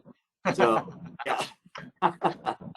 We'll bring forward the ordinance on May 6th. And then following that, the next step is adopting the entire budget and that'll take place on May 20th. And that is it for today's presentations. Thanks, Paul. Thank you. Well done. Yeah, and again, just want to echo what other board members had said. That the capital improvement program was the binder was the most legible document I've been given. It was exceptional. Thank you so much. Mhm. I agree. And Paul, the presentation of the various budget categories and whatnot was wonderful and very transparent. Really appreciated it. Laid out in a manner that's very understandable. So thank you. Great, thank you. Thank you, Paul and Julie and staff. It's very well done. You're welcome. Is this the only revenue increasing conversation we want to have today? Is there any other opportunities, maybe talking through some grant opportunities or opt-out type funding opportunities? We didn't place, or we want to do someplace else? Yeah, we didn't have any other potential topics of revenue generating to discuss today. If at any time there's anything you would like to bring up, feel free, Shane. Obviously, we're our grant department is very active and always searching out as many, as much funds as we can. But if you come across something that you think this district and its staff should be looking at, please let us know. Okay, I'll keep on it. I keep Ben and John's ear and stuff. Okay. Sorry, John. Actually, on that topic, is there any activity on the COVID relief? And we've identified a number of 13 plus or minus million of deferred improvements, and I wonder if we could recover that through the $1.9 billion federal bond, or not bond, appropriation. We don't know yet. CSDA, has reached out to us and asked us to basically provide, impacts due to COVID. And we have responded back to one of their legislative analysts with that information. And they are, talking to the state to try to convince them to release some of those funds down to the special districts. I would add, we're also, we're working with our lobbyists, state and federal. We're kind of looking for some guidance coming from DC on how these funds should be distributed. Right now, special districts are out of that direct funding line, but looking for some guidance. We can work with our city and county here locally to lobby them for funding and get our supervisor to support us in that effort.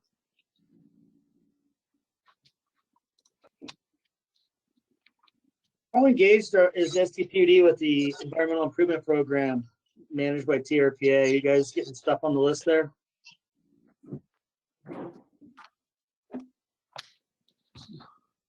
We have some projects on that list, but the big projects are our water lines, our sewer lines, our plant improvements, sewer pump stations.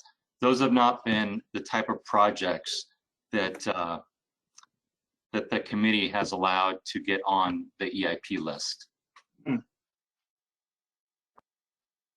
I can send you the list of district projects that are on the EIP list, or you can go on the EIP tracker and sort by SDPUD. Okay. There's some of our restoration projects are on there, for example. Some of the creek crossing stuff and some of the sewer, I guess, issues, especially the one that's by ski run there. Yeah.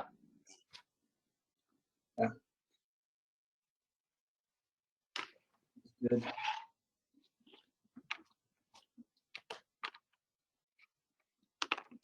Any other questions or comments?